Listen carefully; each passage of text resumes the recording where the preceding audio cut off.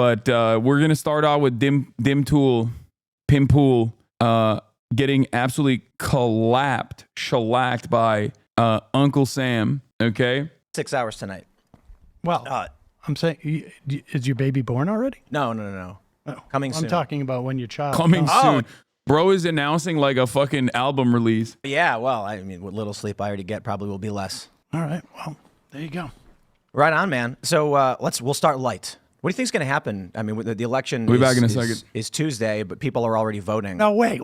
We got to talk about what am I doing here? Well, sure. I was going to start light, but you can go with whatever you want. No, I mean, it's light to me. But like what? I thought I was banned. Didn't you say I was banned and blacklisted? Maybe. I don't know the specifics. You have to. There's something to that effect. I can send you a link. But there's, I mean, I teed it up here. It's hard for me to remember verbatim everything I said, but let's see what do we got here? I would say. Oh, I mean, you pretty specifically banned. Did I say no Sam Seder at all?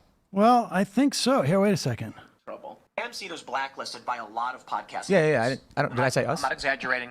This is not a joke. Yes, there are many large podcasts that have outright said they will never work with him, and it has nothing to do with being afraid to debate him. Sam Seder's off the list. This guy is a manipulative, lying con man.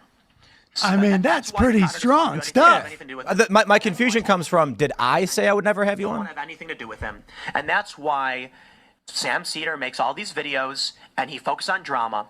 I mean, the man's obsession with Dave Rubin is laughable. I agree with that to this day. Oh no, I actually I have a did I say real reason for that. Of course. I would never bring you on. Oh yeah, you did. Okay, I might have. I don't know if I have that specific video teed up. I might though. I may have. I usually, if I get like heated or something, but I tend not to be as definitive on things like this. Well, it wasn't just that one time too. When you went on Patrick Bet-David's show, you said the same thing. Well, but you know it's true. What's true? There are a lot of big shows that have blacklisted you. Oh, I have no doubt.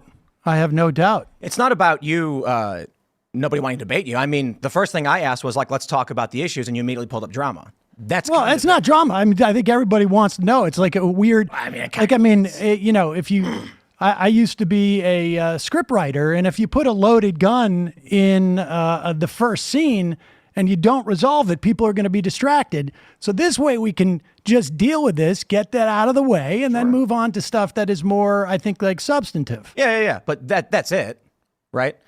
It's not my business to tell other shows that have brought it up. But no, I'm not concerned about other shows. I know what. I'm just curious. What am I doing here? What are you doing here? Yeah, I decided to have you on. I don't know. I figured there were probably misconceptions you had about me. I think that a lot of what you think about what I say comes from clips and not the actual show. So there's like, I don't really have conceptions of you.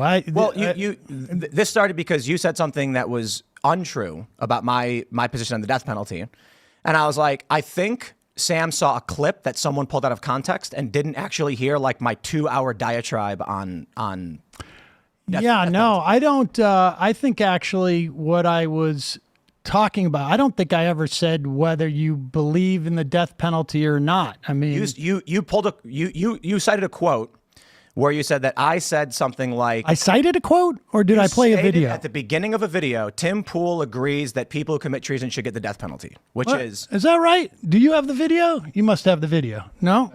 Oh, wait a second. And I just went, holy crap. And let me see if I got it, because I'm pretty sure I remember this. It was in the context of you suing Kamala Harris. And so, you were on with Laura Loomer.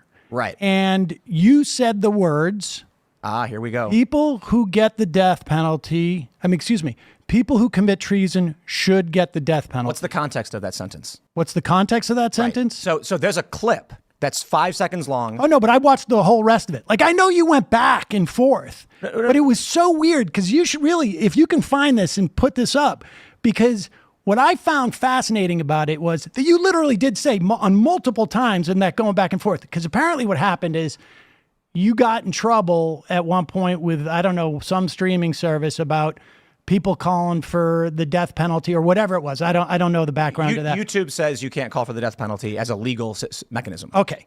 And so she brought up, I think these people committed treason. they should get the death penalty. And you said, Well, I don't know if she said, I think she I said, don't care what she said, really, for this sake. But I'm quite sure you said, if you commit treason, you should get the death penalty.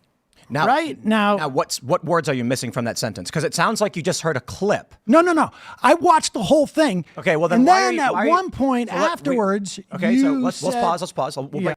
Yeah, you said if you commit treason, you should get the death penalty, and you have been caught committing treason. Have you reconsidered your stance on capital punishment? We'll break this down. Sure. Is it currently codified in law that if you commit treason, you are out, the penalty is death? What do you mean by codified? Like, is U.S. law states that the penalty for treason is death? Not necessarily, but but it literally. is one. It is right. The penalty for treason is death. What is the penalty for murder? It varies. It can Right. be, It can be the death penalty. Exactly. So it's the exact same dynamic as treason. Yes. So if we're talking about, in that context, people levying. Tim Pool, why are you talking about leniency in sentencing with a man who has consistently gone to the tort conference for the past decade for fun? Are you insane? Like this, you're talking to a man who lives and dies by the tort, okay? That is what he does for fun. Like, this is not a normal person, okay? He reads Social Security reports for fun on his off time. This is what he does for fun. It makes no sense to me, okay? I at least watch anime in the off season when I'm not fucking, when I'm not like covering the news or reading the news. Like, at least I have like some fun things that I do. Sam Seder's idea of fun is homework, okay? Like sometimes I'll go on vacation with my family and I'll still stream there, right? And I'll care about like the local politics of the area that I go to, and it'll be fun to see like a unique perspective. Once again, repeating, Sam Seder's idea of fun is going to the tort conference. Tort, a wrongful act or an infringement of a right other than under contract, leading to a civil legal liability. War against the United States, to which I said, I don't believe any of these people committed treason. Correct. Sedition would be trying to undermine or cause damage to the government. Correct. Treason. That's not the issue. Right. And so the context of that conversation is, one, I don't agree with the death penalty. And in no circumstances. But you did say the words. If you committed treason, you should get the death penalty. Okay, so once again, do you not understand? Would you agree if someone commits murder, that they should get the death penalty? No. I agree with that. Right. And But you did say if they commit treason, they should get the death penalty. so if we're talking about the penalty for levying war against a country, whether you want it to or not, if a judge sentences someone to death, should they get the death penalty? If a judge, I don't think people should get the death penalty under any circumstances. If someone is shooting at another person, should they be shot at and killed? If someone's shooting at another person, should they be shot at Yeah, and killed? if someone is committing an act of violence and actively, is it within the legal rights of a person to return with lethal? I like that Tim Pool's like a legal process in which there's an entire investigation conducted, a prosecution occurs, and you go to the civil or you go to the criminal court structure, and then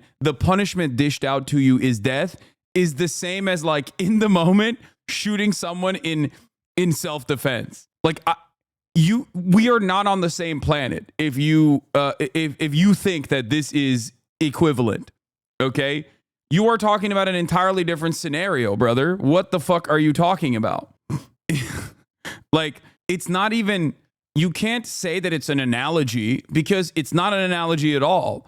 One is a entire process. Like, one is after apprehension, detainment, criminal prosecution, and then sentencing that comes afterwards versus someone defending themselves in the moment. Force.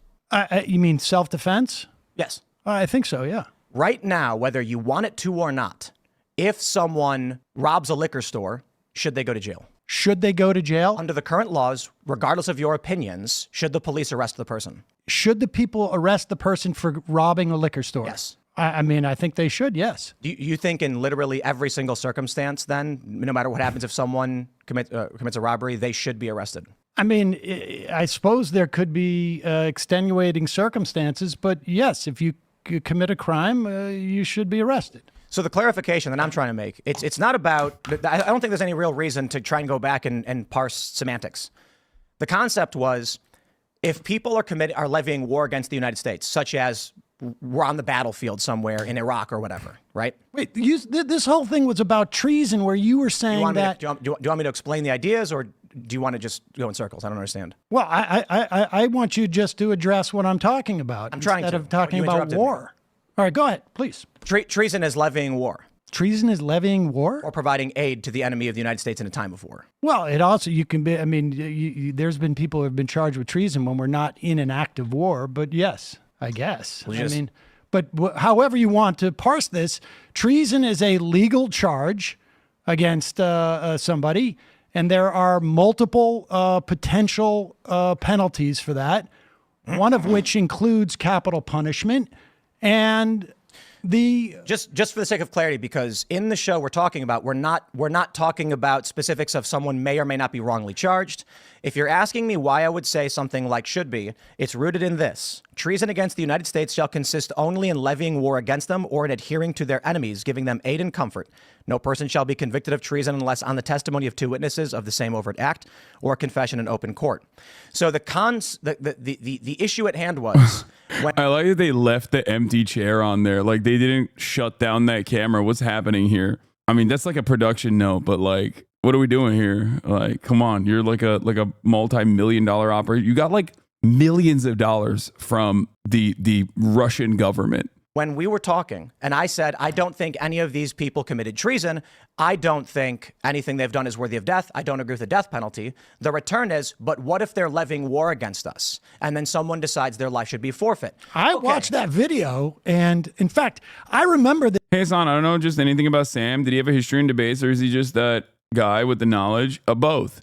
He loves debating. He's very good at debating. And also on top of that, he is very knowledgeable. This is Sam. Sam loves doing this stuff. Like, he truly enjoys this, I think, a lot more than I do, in terms of like talking to silly people and like unwinding them step by step. Now, Tim Pool himself is not exactly the most apt, astute debater either. But yeah, he is. What do you mean Russian money? They're American. Tim Pool, were you not around when okay. You're going to have to take this up with the Department of Justice and the FBI, my friend, because they disagree with you. Like, there was a whole investigation conducted into Tenet Media, which is precisely what Sam is going to be talking about, which is why he started talking about the death penalty for treason, because he's going to walk him through those steps and inevitably get to, has your position changed on death penalty for treason since you committed treason by receiving money from a foreign adversary to do propaganda in the United States of America in an active proxy war that's currently happening within Ukraine and Russia, which is technically within the confines of what Tim Pool had talked about, in terms of like treason and the death penalty for treason.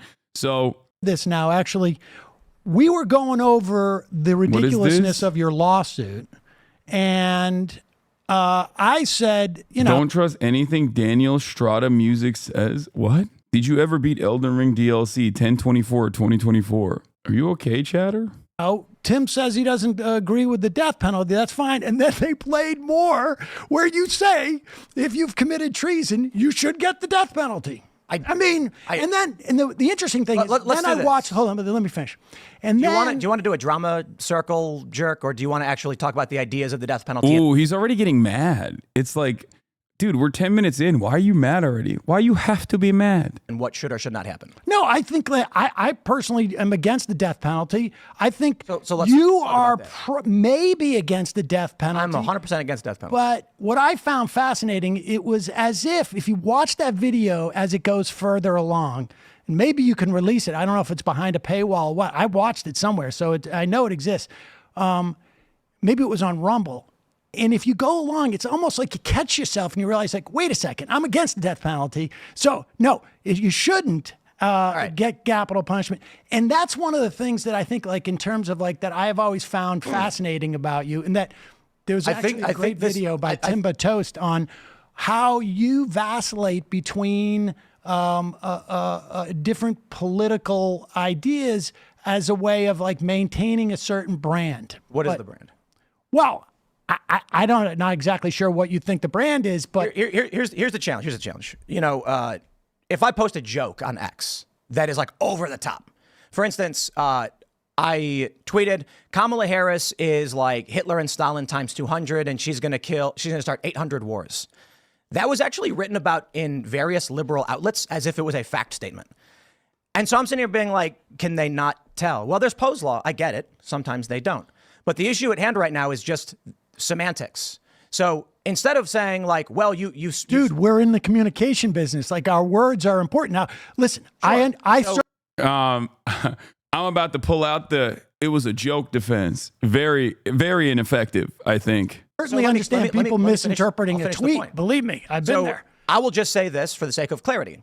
Right now, regardless of my opinions on law, should the law be that someone would receive the death penalty, then they should receive it. I oppose it. But it doesn't necessarily, the treason, the punishment for treason is not necessarily the death penalty any more than it is with murder. All right, so let's just try and... Why would you ever say, if you're against death penalty... Once again, misconception I'm trying to get past, so let me explain. Okay. In the circumstance where someone has committed a death-worthy trespass, I oppose the death penalty. I would advocate against it. We recently had a big case where there were two instances where people were put to death. One guy, the family even said it shouldn't happen. They had cut a deal with the prosecutor. It still happened. And that was, I believe it was, who was that? That was Missouri. Mm-hmm. And a lot of the people who watch my show were quite outraged that a family would say no. But the issue at hand is I don't assert myself over the rest of the country in law, which means if the mechanism of the courts is as such, that's what should happen. I will fight against it. That's the semantic misunderstanding. Oh, so all right. Let's just put it like this. Because you were so offended. I mean, the reason why I thought I was here was because you were so offended that I said you were against the death penalty. You said I was for it. And I got confused when you said someone should get the death penalty under a mechanism of law that I oppose. Well, you never said those words. But that was the whole conversation. No, actually it wasn't. Literally was. We could play it. But I mean, look. How about we just, instead of going back and forth and saying it was this show where these things were said, I don't think he understands what opposing a law means. Like, you can't say you oppose the death penalty, but if that's currently the law, then you're on board with it. Like, then it should happen. That means you're not in opposition to the death penalty. I oppose capital punishment, which is why I will always say I oppose capital punishment. I'll even offer coverage to instances where capital punishment is occurring, like specifically the case in Missouri or the one in Texas where like people with a lot of evidence as to their innocence are still executed by the state. Like, that is what opposition to the death penalty or opposition to capital punishment looks like. You know, the one in Texas was stayed. Well, the other one wasn't, but regardless, even if someone is guilty, I still oppose capital punishment, for the record. Like, regardless of whether there is enough information, enough evidence readily available of their innocence. I just genuinely oppose the death penalty in general. I don't think it's appropriate. We lay it out on the table. There it is. Okay, there. Death penalty should be opposed.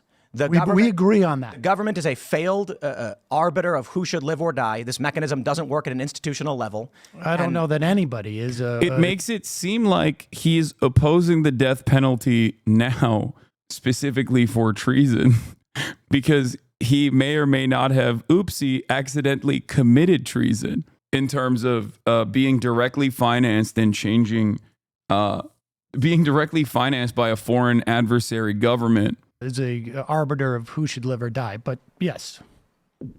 Excuse me. There is some context that is more challenging, such as if a man pointed a weapon at your would you decide that he should die? I mean, if someone pointed a weapon at my children, I would attempt to do whatever I needed to do to stop them. But that's different than including lethal force. I mean, if that's what it took, of course. So that is you making the decision that you will take action which may lead to the death of an individual. Oh, yeah. I mean, I would suffer the consequences, but I don't believe in general that that in capital punishment. I mean, that's not capital punishment. That's I agree. I'm just saying self-defense or in certain circumstances, a person will decide someone may be about to die. And there's other issues, of course, like whether to render medical aid is a different circumstance. If someone is already dying, then there's if someone is in peril but you can't save them. But in terms of a human being making an active decision to end someone's life, there are many circumstances where someone will decide that they are the arbiter of that decision. Police officers do it every day. Soldiers do it every day, and often regular people. We have the Penny trial in New York right now, where they've got the trial going on for the Daniel Penny in New York, where he put that guy in the chokehold and the guy died. He made that decision at that point. He killed the guy.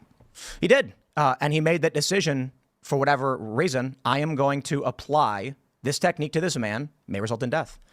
So at a certain point, someone makes that choice. The question then is, do we agree that the choice was necessary or that they were backed into a corner?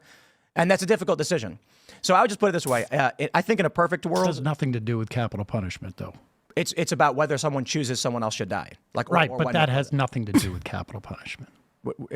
They share... Capital punishment is they share definitionally someone choosing to die. a punishment that is put out by the government, as opposed to, an individual's decision as to whether or not they're going to apply lethal force to somebody. It has nothing to do with it. You would never say they're literally that Penny provided capital punishment to that guy on the subway I don't because think anyone's making that argument. Well, that's what I'm saying. It has nothing to do with capital punishment. Just in the sense that someone's making a decision over someone's death. And the question being, in the case of self-defense, I agree there are circumstances. And in the case of capital punishment, I agree there are no circumstances. Okay. I don't believe there's a reality where the government has successfully subdued an individual who they are no longer a threat, and then they just decide 20 years later, now let's kill the person. That makes no sense to me. Yeah, I know. I agree. I do not believe that we should have capital punishment. I do not believe in the death penalty. How do we stop it? Well, I mean, there have been times in the past where we've come close, I think. Sadly, I think because of all of the ginned up stuff about crime in this country over the past couple of years. Yes, talk about the crime hysteria. Crime hysteria. Crime panic, crime hysteria time. Let's do it. I think we're moving in the wrong direction. I think the Democrats actually took it out of their platform this year. That they're against the capital punishment. It is a problem. There is a cost associated with the attempts to scare people about crime in this country, and that's one of the costs, that we move further away from some type of positive public policy. 4% of death row inmates are likely innocent. And that means at an institutional level, people in this country accept 4 in 100 people. Wait, what? Like, is he? I'm confused as to what Tim is arguing for here. I'm not going to lie, because it's like you're arguing against capital punishment, but then you're tying it back to like how it might be appropriate under certain circumstances because like self-defense exists. And it's like, if you think 4%, if you think the percentage of 4% in a legal structure where like innocent people are executed by the state is unconscionable, I don't even know what the percentage of like self-defense instances that actually end up shooting someone that had no business being shot at all, but simply because of castle doctrine, the person got away with it under our current legal system. That number has to be higher than 4%, like significantly higher than 4%. So innocent executions in the heat of the moment are significantly fucking higher. Like executing an innocent person because you were fearful of them is significantly higher. There's a shit ton of manslaughter cases specifically surrounding that. So you should be against that too, I guess, if that's your principle. Will be murdered by the state, unjustly killed for a sense of security. I reject that outright. Yeah, I mean, I think both in terms of efficacy, but even in terms of, I think if you feel that there is a situation where without a threat to anybody, right? I mean, these people are all in jail, that there is a justification to kill someone in cold blood, then I think it just becomes a negotiation as to when it's not. You know what really gets me too is what I hear from a lot of people is, what about when you've seen on video they're harming a child or they're doing something? And it's funny because in a circumstance where an individual literally witnesses a crime happening, it's easy to say, Sure. We can, like, if you're out in public and you see someone committing an egregious crime that you know is going to cause great bodily harm or death. But why does that justify an institutional, national level mechanism by which the government can decide that someone dies? I think it comes down to 12 people walk into a room, someone they've never met before points to a person they've never met, and they say, "Trust me, kill him." And these people are like, "Well, sure, I guess." I think that's insanity. No, I agree. Yeah. I mean, you brought up the penny thing, and I think, like, that's why it's even that much more egregious, in my opinion, his killing of that man, because I don't believe in that situation there was any type of threat that justified holding this guy in a chokehold for that many minutes at all, frankly, for that matter. What do you think, like, the penalty should be? Like, do you think, like, they're charging him, I think, with negligent? Is it negligent homicide? I'm not sure. Or at the very least, I would imagine manslaughter. But in generally, as a rule, I don't really parse out court cases. I mean, if there's a charge, as a matter of public policy, there are instances where I think that people should be charged. They're having a conversation around capital punishment in a way where Tim Pool is agreeing with him on principle, but also simultaneously still making it seem like he's disagreeing with him. And that's why it's confusing and it makes no sense. I'm going to skip this. There are people, I mean, and it put and again, when do they move on to some other shit? The guy is physically assaulted. Scott, we knew, in 2019. Stuff happened. Because I suspect that, like, they will then move into like crime panic. Happens in the subway all the time. New York's been getting pretty wild.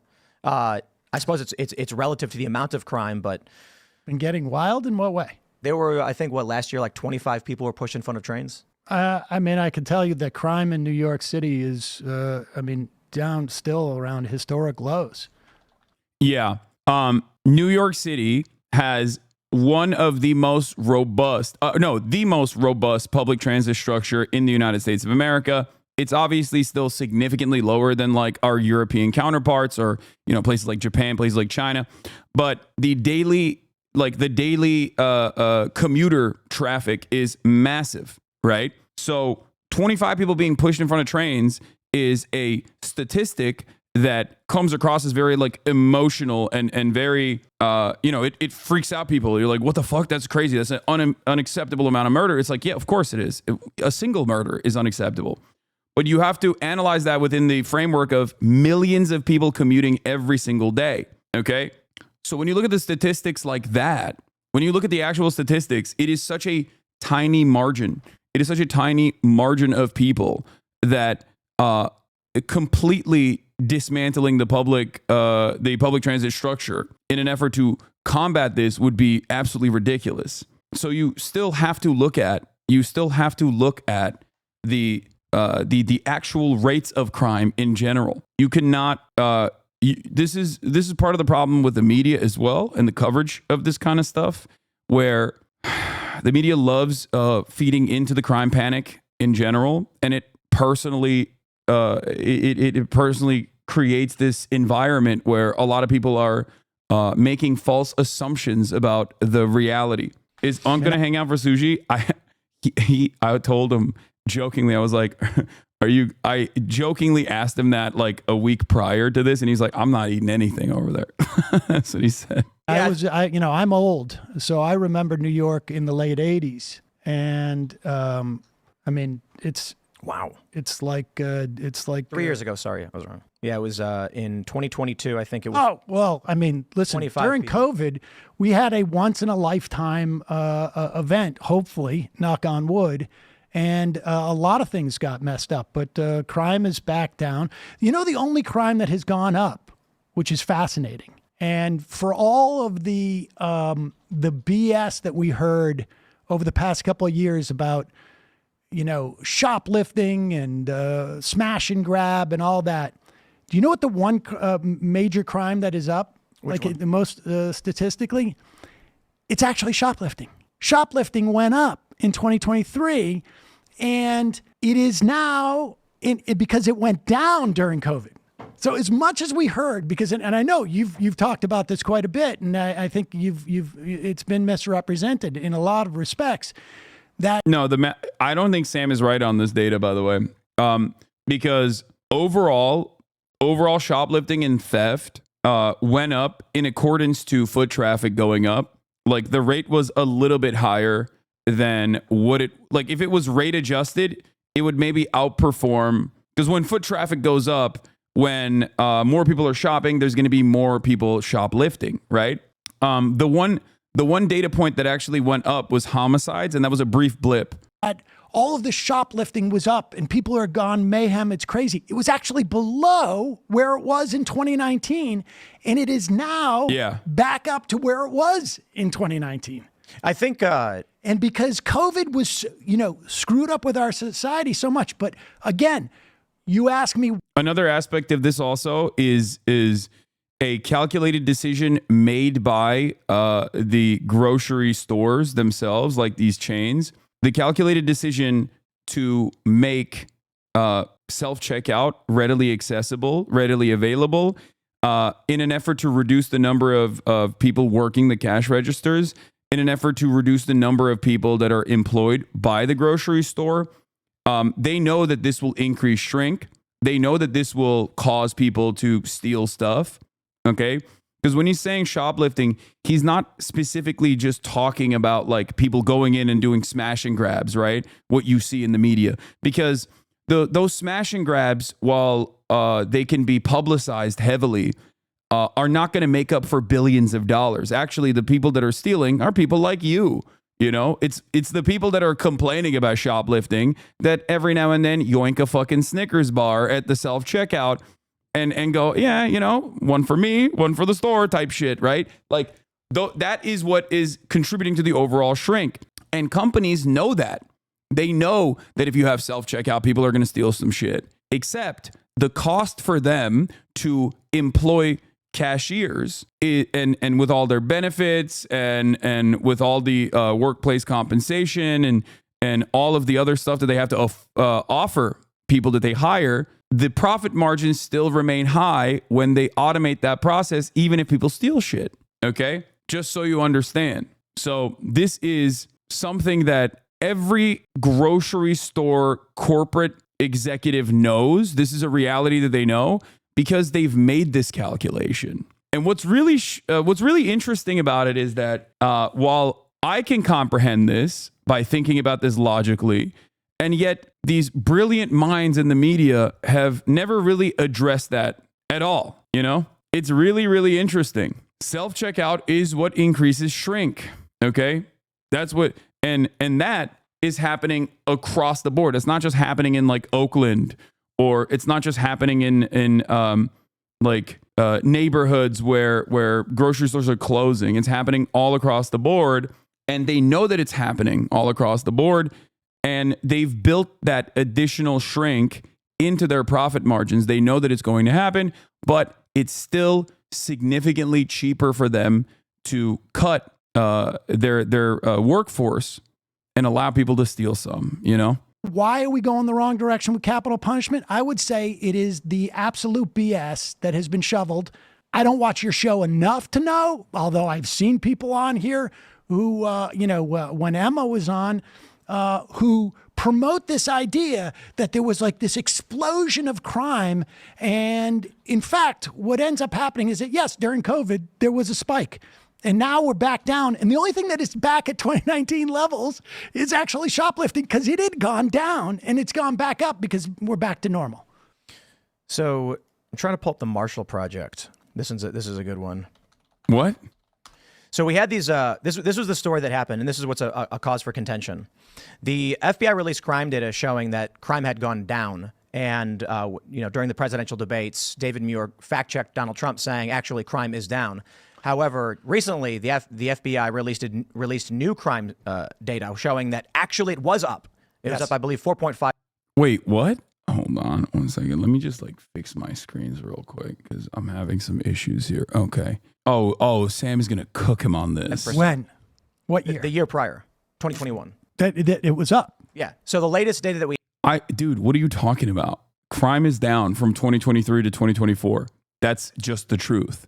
David Muir is correct in correcting Donald Trump. You can't just like go back and be like, well, FBI found out that the crime was actually up. Yeah, it was up in 2021. Okay. Like, I don't know if you know this, but like there's a presidential election happening, which could have clued you in on what year it is, considering that that was in the process of a presidential debate. But we knew, no, it was actually 2022.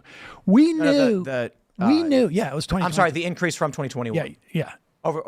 Yeah. During COVID. In the wake of COVID, 2022 was up because the data reporting was not complete. But if you look at 2023 data, which is now they have got enough of the police departments online that 94 point, I don't know, something of the country is covered, you will find that crime is down in 2023. So do you think, I think one of the issues... We had a rise because of COVID, and now it's dropping back down. But again, let's also be clear on this. If you compare 1990 crime with today, it's basically like this. It's just straight down on that. You want to know something interesting? You know what one of the biggest factors in the decline in murder is? Cell phones. So back in the day, in the 90s, if somebody got stabbed, somebody had to run to a payphone to try and call 911, and that created a massive gap between first response and medical treatment. And so around the time cell phones came out, you see a massive drop in murder charges and homicides. People immediately started thinking like, wow, crime is down. And it's like, well, no, look at the crime data. It is down, it is going down, but it's not the same. There's a decline in crime and a sharp decline in murder because now people were instantly calling 911 and first responders were arriving on scene much more quickly. So that's okay, but also the other part was, that's interesting. Crime's been going down. Crime has been going down. I mean, there's a lot of theories about it. I happen to think it's a function of lead, to be honest with you. I agree, lead and gasoline. Lead and gasoline and lead regulation. It's another example of strong government regulation bringing about benefits that we couldn't even imagine. I agree. What do you think? I don't understand the mechanism by which lead made crime happen. I saw the reports though, where lead is a neurotoxin, and if you have brain damage, you're more likely to be. That is the sad state of affairs. Is that like, yes, a big chunk of our Gen Xers are just straightforwardly brain damaged. It's kind of a wild reality to reckon with, but yeah. A lot of our boomers, but specifically Gen X, is the lead generation, is the lead poison generation. And yeah, it is perhaps one of the major reasons as to why they are so incredibly violent. Yeah. This is probably one of the most resilient theories I've ever seen on the matter in terms of like why there was such historic highs in crime and how we have basically reached historic lows in crime. Like the lead theory is like I don't think it's like a crazy conspiracy is what I'm saying. I don't, maybe violent or antisocial. That's crazy.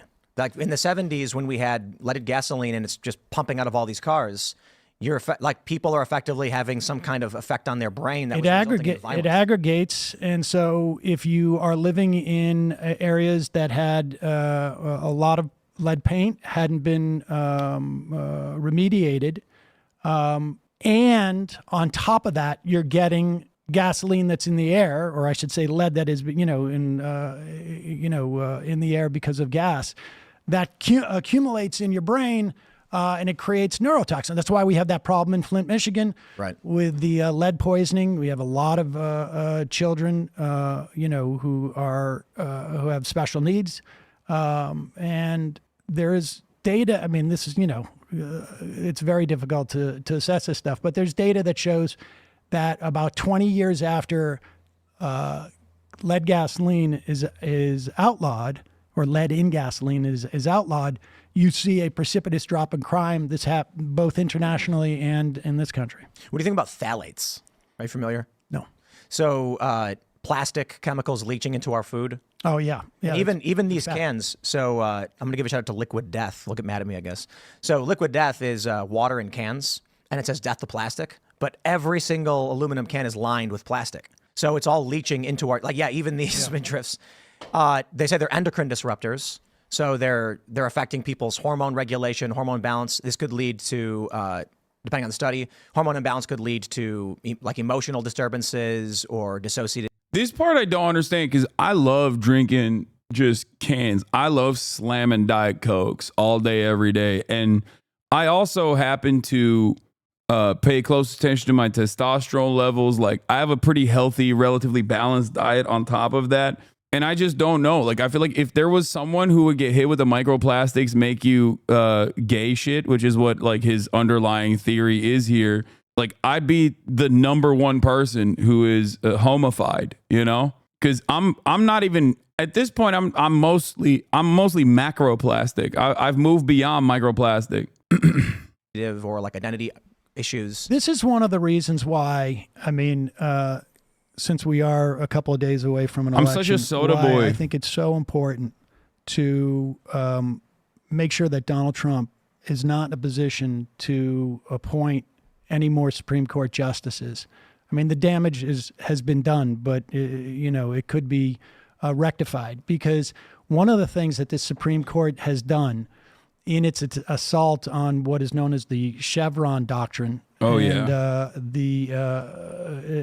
and deference, is it will over time inhibit the ability of something like the EPA or the USDA or the FDA from assessing in real time that there is a problem with certain products that is poisoning our environment or poisoning our people, and it will inhibit their ability to address it, because we don't know in the future, and certainly if you know what chemicals. You know, we discovered this over time, right? We didn't know this when plastics are fantastic. And then we start to realize there's these PFAS, there's these things that you mentioned, maybe in the context of fracking, there are certain things leaching into water, but you probably know that you can't just there's no, I test water and then all the bad stuff comes back on the test sheet. You must look for specific things.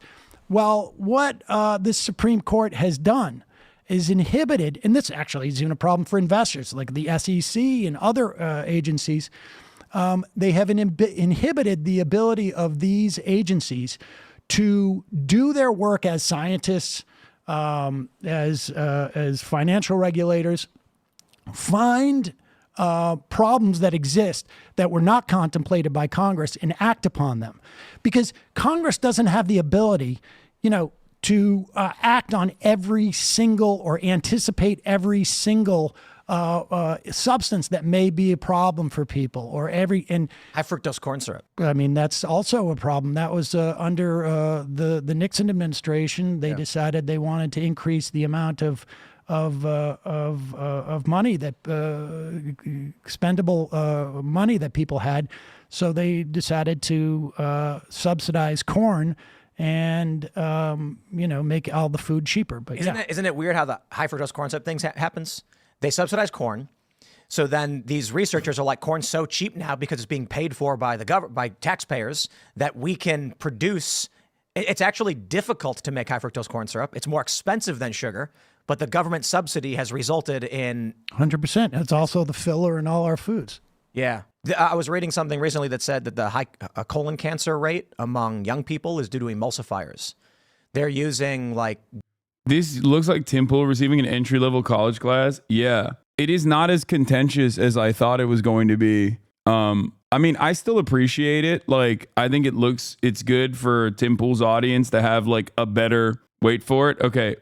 All I'm saying is it's good for Tim Pool's audience to get an introduction to someone like Samuel Seder in a non-adversarial setting like this, because they'll learn some shit, hopefully. Gellan gum and guar gum and these things in dairy products. So, or not even just dairy products, but to make it seem like it's fatty. And so you're actually just eating this gum stuff that gunks up your insides. I don't know how you appropriately regulate or deal with things like that, because it's like you're saying, we don't know what it's going to do until we have all this data and research for a long period of time. I mean, we could regulate against it. Like, I wasn't quite a Tim is like, look at us. Isn't this world crazy? Yeah, he is doing that. fan of Michael Bloomberg, but one of the things he did was, I think it was during the Bloomberg administration, there were like polysaturated fats, I think it was, that were outlawed in New York City. I think that's become the norm around the country.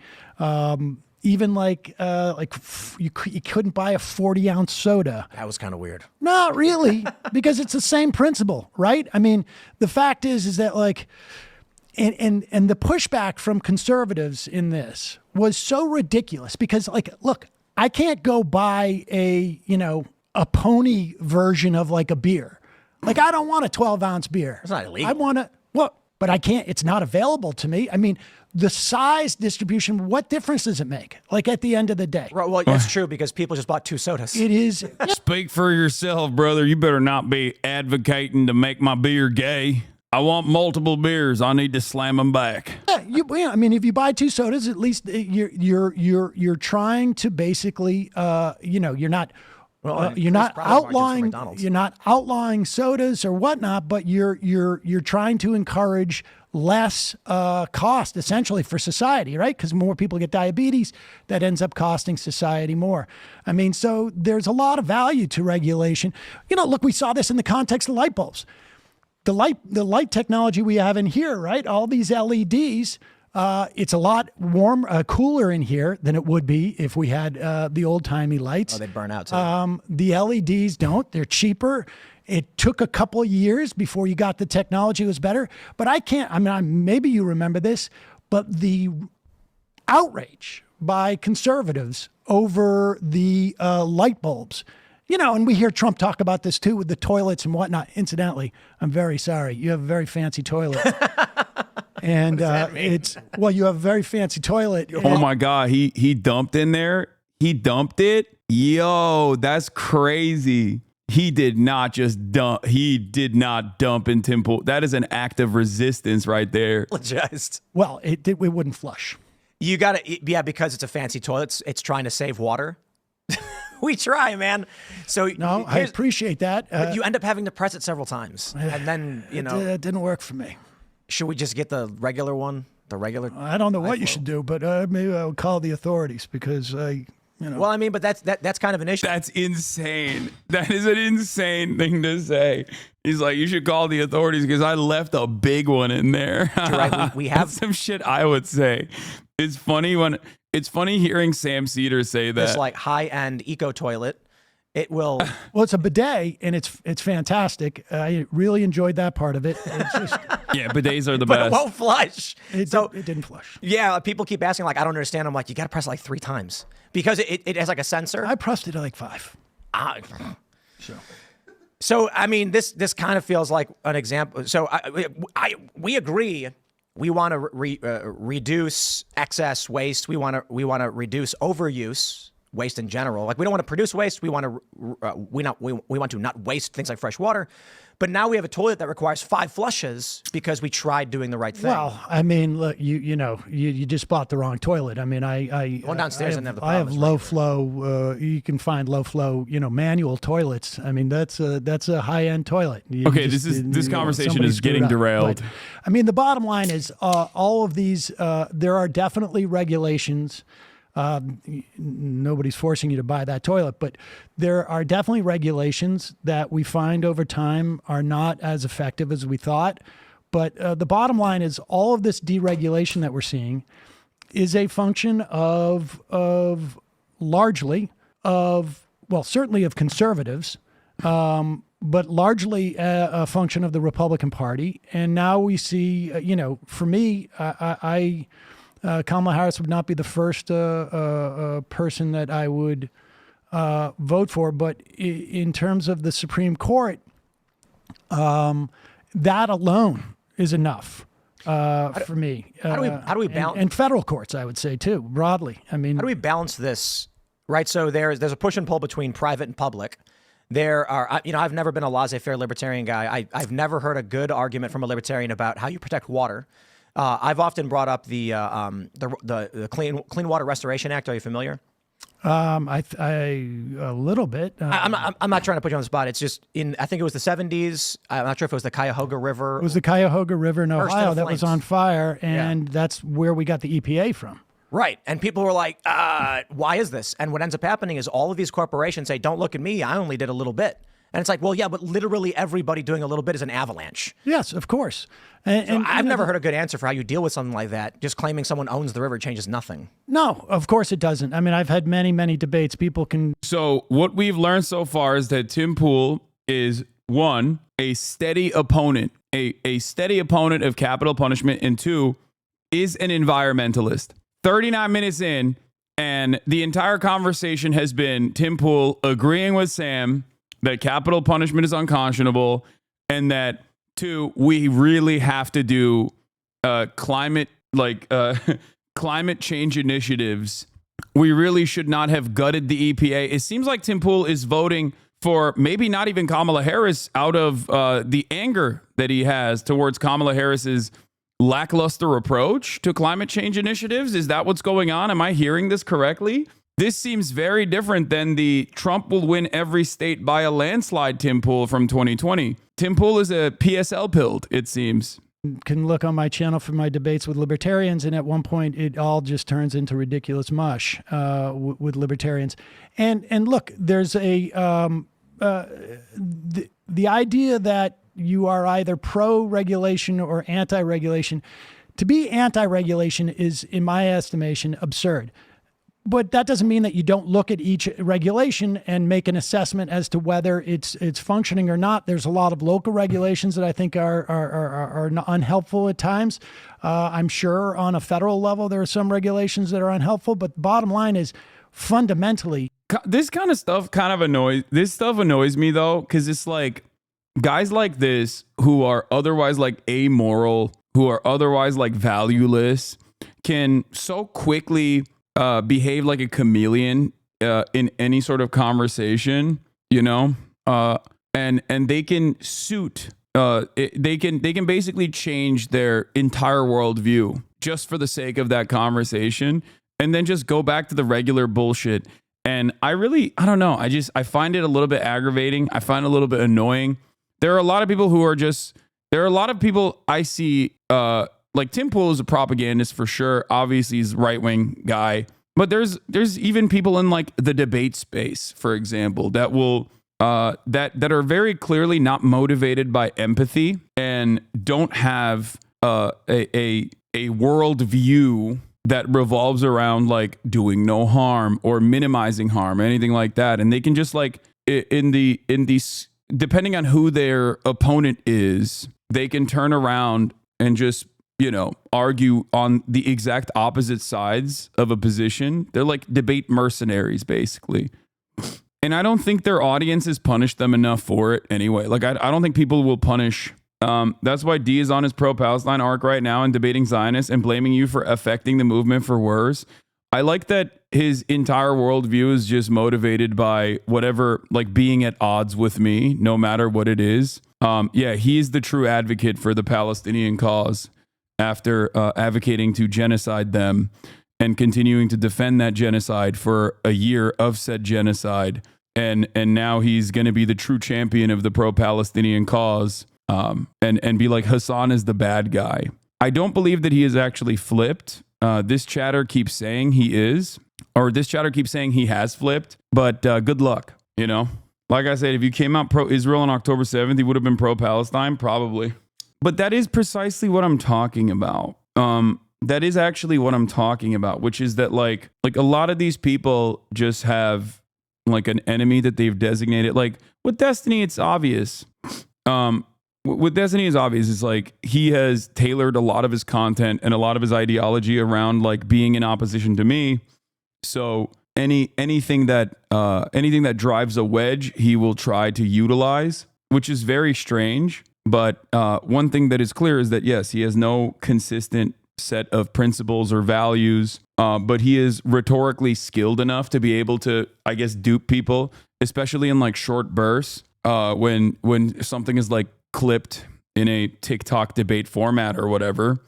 He can get people to be like, yeah, this is this guy seems to be on my team or whatever. And most people don't interrogate or examine the full scope of their knowledge or their opinions or their advocacy. But that's pretty much it. Is it successful? Are you noticing more hate or not? Not really. I don't think it's that strange because he's definitely getting bred of that tactic. I know, but I think ultimately it doesn't really matter. Let's continue. Do you allow the government to have this ability to regulate? The idea that we have, that it inhibits the free market in some way, I think the idea of a free market is absurd, doesn't exist. But beyond that, we're always regulating the market. It's just a question for whose benefit are we regulating it? That's the bottom line. I think free markets can only exist temporarily until someone amasses power and then displaces the market and becomes the power structure. There is no, like, what is a free market? It would be like 10 people who live 10 miles from each other, they trade periodically. But once you get to a point where anyone controls one resource, you start to get power displacement, and then you'll end up with power centralizing. Yes, well, the first thing that you're talking about, hasn't existed in forever. Forever. I mean, really. But if he's saying anything pro-Palestine, it's because the tides have turned so much further than they ever were, and it's more beneficial from a standpoint to ride both sides now. Yeah, that's probably what it is. But good luck to him. I hope that he finds peace one day and stops relentlessly trying to smear me with his maybe 3,000 cultish freaks that are in here probably every single day, more than they even watch him. The reality of the matter is it'll never happen because he makes money off of that. But it's like, I talk about this with left libertarianism because a lot of people on the right say it doesn't exist. And I'm like, it absolutely does. It's hippies living on a farm. You know what I mean? That's left libertarianism. They're just hippies on a farm. There's no need for great power structures or police because 10 people living on a farm get along just fine.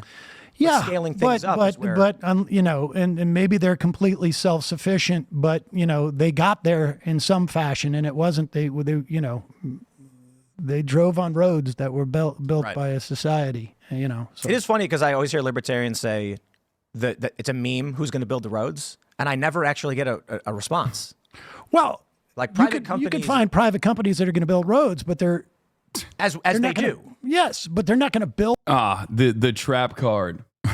Never tell a deregulation, anarcho-capitalist, libertarian slanted guy how roads are built. Okay, never tell them that. You'll destroy their worldview. Okay, it's pretty funny that this ideology has existed for so long, and yet they have seemingly not come across like a coherent way to get around the initial infrastructure expenditure necessary. Like they say toll roads and whatnot, but there's still a massive amount of expenditure that you need to put down before you get to that process. And it's like virtually impossible. It is virtually impossible to do that with simple tolls. So it's pretty funny. Sam has taken calls from any libertarian who will speak with him to debate on the subject, and they've all been destroyed so badly that none even bother to call anymore. Yeah, I will never understand like how this genuine issue is presented to libertarians on a regular basis, and they never have an answer for it. Like I've yet to hear a coherent counter argument to a concept as simple as fucking roads. Like there are varying degrees of anarchist thought on this matter. You have minarchists who believe in like small government because you still need to have a court structure, right? To enforce contracts. That's another fun argument that I'm sure Sam engages with all the time. But it's just, yeah, you bring up the court system, you bring up the enforcement of the court system, and all of a sudden, bedlam. No coherent, reasonable counter argument to either of these things where you're like, okay, so you want a minimal government, you want a court structure, who's going to do the contract enforcement? Zapatistas have roads, CNT had roads, the anarchists in Manchuria had roads though. Yeah, that's different. We're talking about anarcho-capitalists. It is like one is the abolition of hierarchy and the democratization of all matter, all aspects of governance. The other is only unjustifiable hierarchies where might is right and money plays a significantly larger role, where there is no, there is no structure at all. There's no enforcement at all. Build it to everywhere, like, out here, We had to build this road. Well, you built the road, not the paved one. The the one that goes onto the property, we had to build. You're not yes, fooling of course, libertarians by bringing up them bitch-ass roads. Libertarians, which tend to be smarter people, you somehow think that the thing that's gonna stump us and be like, damn, fuck this libertarian shit, is the motherfucking roads. This is level 1 shit. You not fooling now libertarian by bringing up them bitch-ass roads. So what's who builds it? What are you going to do? You're just going to pave it yourself, like Tim Pool said? Because roads are, at the end of the day, a circuit. They have to connect. Railroads are private corporations, for what it's worth. Yeah. And that process has been fantastic. Also, once again, tremendous amount of government expenditure on that as well. Heavily regulated, would be significantly more efficient if nationalized. Still requires, there is no massive infrastructure project. There is no massive infrastructure project like that was not built with government interference. Okay? Roads are built by the government and then given to private contractors. Railroads, still similar structure. Fuck them hoe ass roads, man. The paved one gives you the opportunity to, that's the way you get to the airport. Yeah. So I guess the point about regulation is, I certainly agree. It's like Republicans across the board are almost always talking about deregulation. But yeah, it's absurd. But I don't see Democrats talking about cleaning regulation either. Right? There's a give and take. What? Let me give you a better example. What does cleaning regulation mean? Getting rid of the bad ones. Oh my God. I mean, I would say so to an excessive standpoint. I mean, this is, and I'm not speaking positively of this, but that guy Cass Sunstein underneath under the Obama administration, it was absurd. The idea, look, I don't think you ever have to worry about the Democrats putting. I agree with you almost 100% on everything. But just as a devil's advocate, how does this line of thinking apply to NASA versus SpaceX in terms of success and efficiency of systems? I'd assume it's not a public versus private perfect example, but yeah, curious of your thoughts. Yeah, that's actually a wonderful question. SpaceX is NASA. You're doing the railroad argument again. It's the government building it and then government building the underlying infrastructure and then handing the keys to a private corporation and then still continuously funding that private corporation.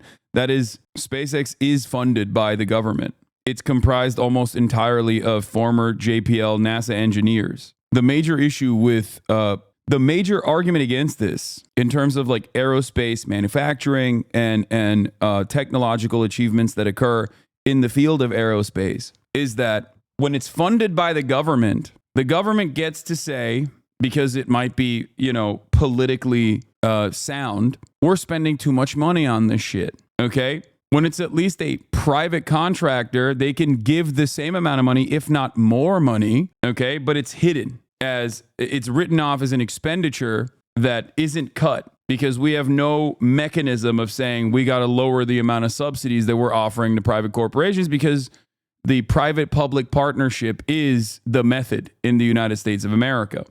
That is the saddest aspect of this. These massive technological improvements that have been life-changing have almost always come from the public sector, because massive technological leaps require an endless amount of failure. Private corporations have short-term profit motives. Therefore, they do not have a lot of room for failure. They do not have a lot of room to just burn endless amounts of money in an effort to get to a certain point necessary. The internet would have never been created under a private structure. It just simply would not happen. And the same is true for novel chemical compound discovery, for example. Virtually every single novel chemical compound discovery happens in public research. Okay? Other countries that have more robust public research facilities and spend less money actually are per capita creating creating more novel chemical compounds than the United States of America. There's a reason for that. It's because failure is not viewed in the same way in the public sector as it is in the private one. Failure is a necessary part of scientific discovery. There are many examples of this in every field. What the fuck is a novel chemical compound? Medicine? Yes. Too much regulation on things because to a certain extent, there's still elements within that party, and hopefully it's getting drummed out. Well, guns is a good issue on overregulation.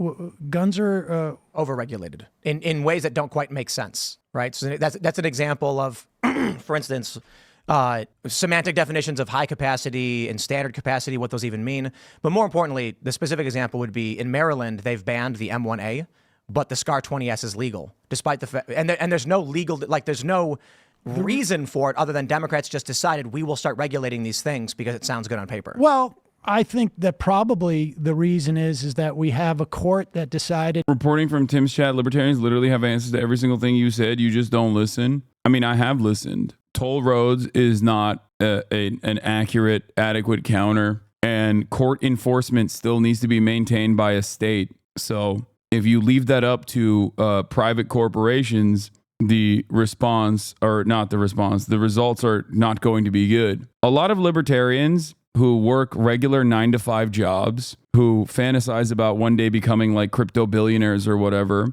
don't recognize that if you're a serf under this current structure, more deregulation is not going to magically make you a slave owner, a slave master. It's going to make you a slave.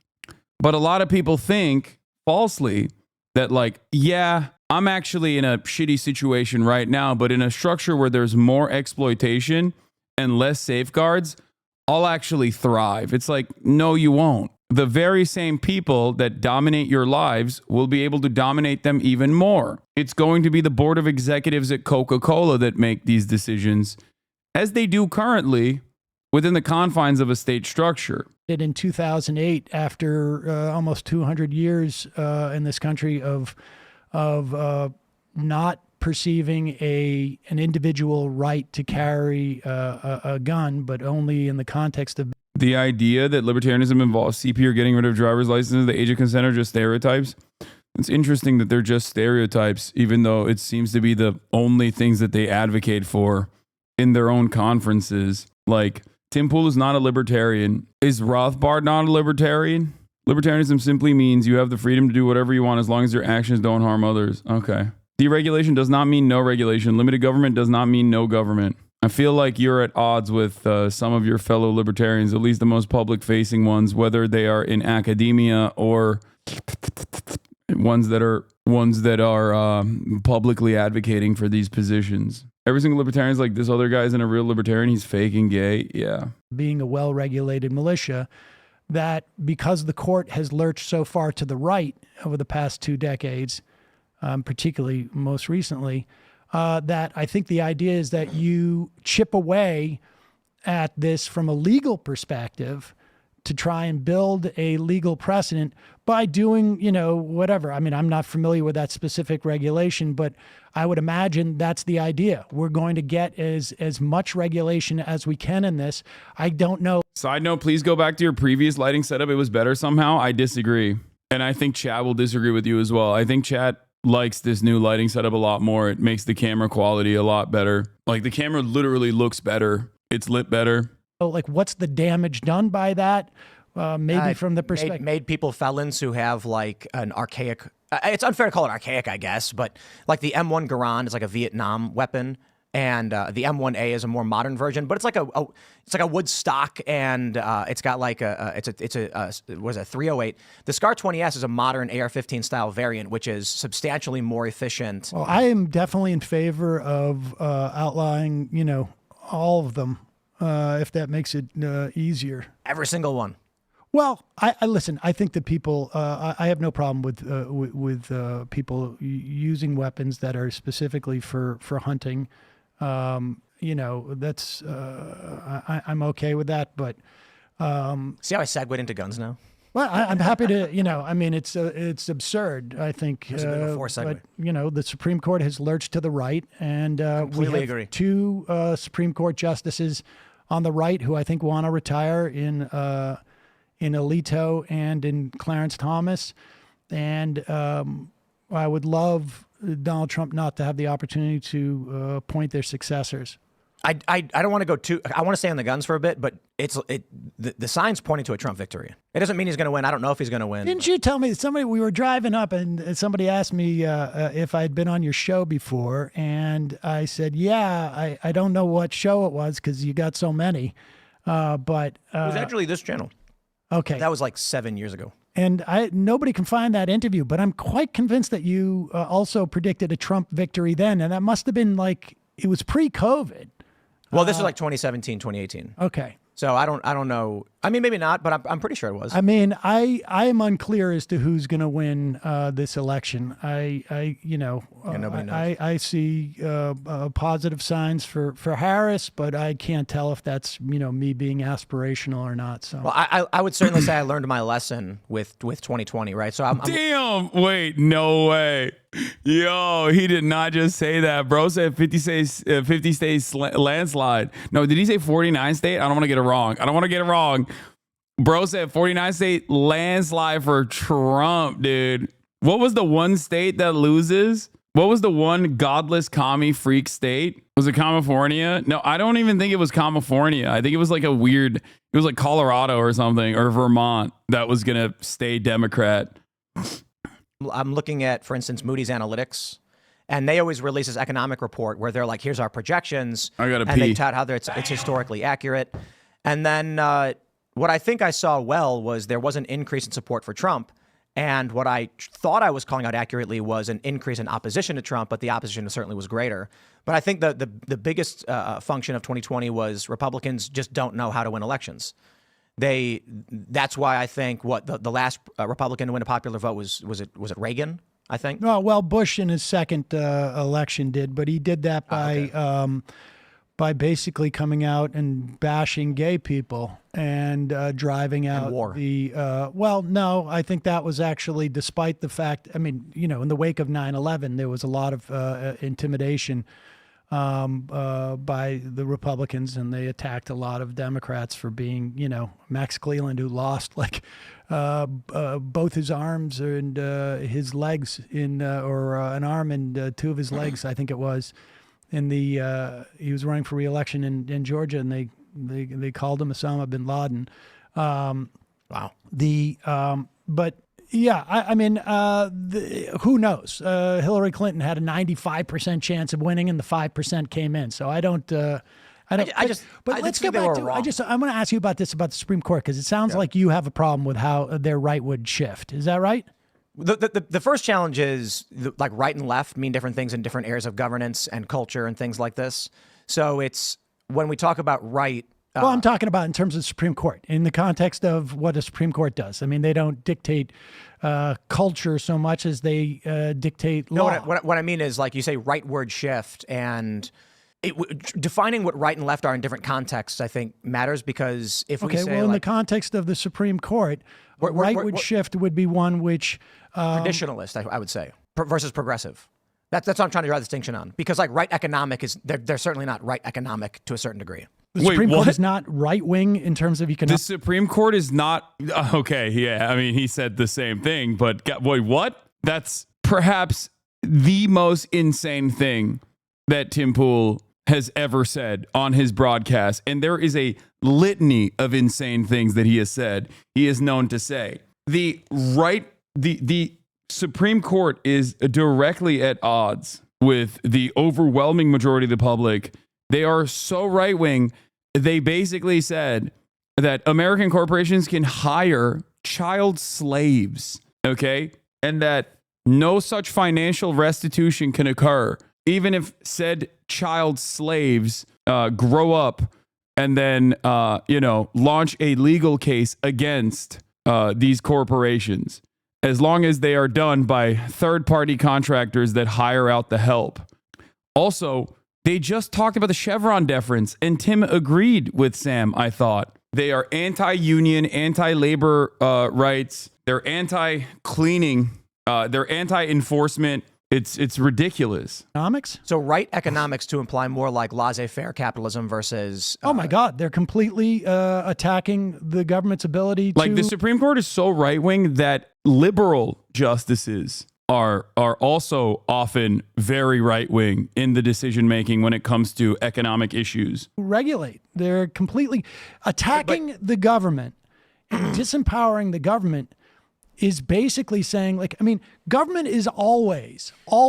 That's not laissez-faire, right? It is almost definitionally laissez-faire. Yes. Well, no, like allowing large corporations to have revolving door policies and protections for large corporations is not revolving door policies. What is that? What do you mean? like when, like the CEO of Halliburton gets a job in government or something like this, right? Well, when there's an exchange between the government. Laissez-faire is where you basically is. I mean, yeah, buyer I think beware, it's a right? smokes. No, that's caveat emptor. I know.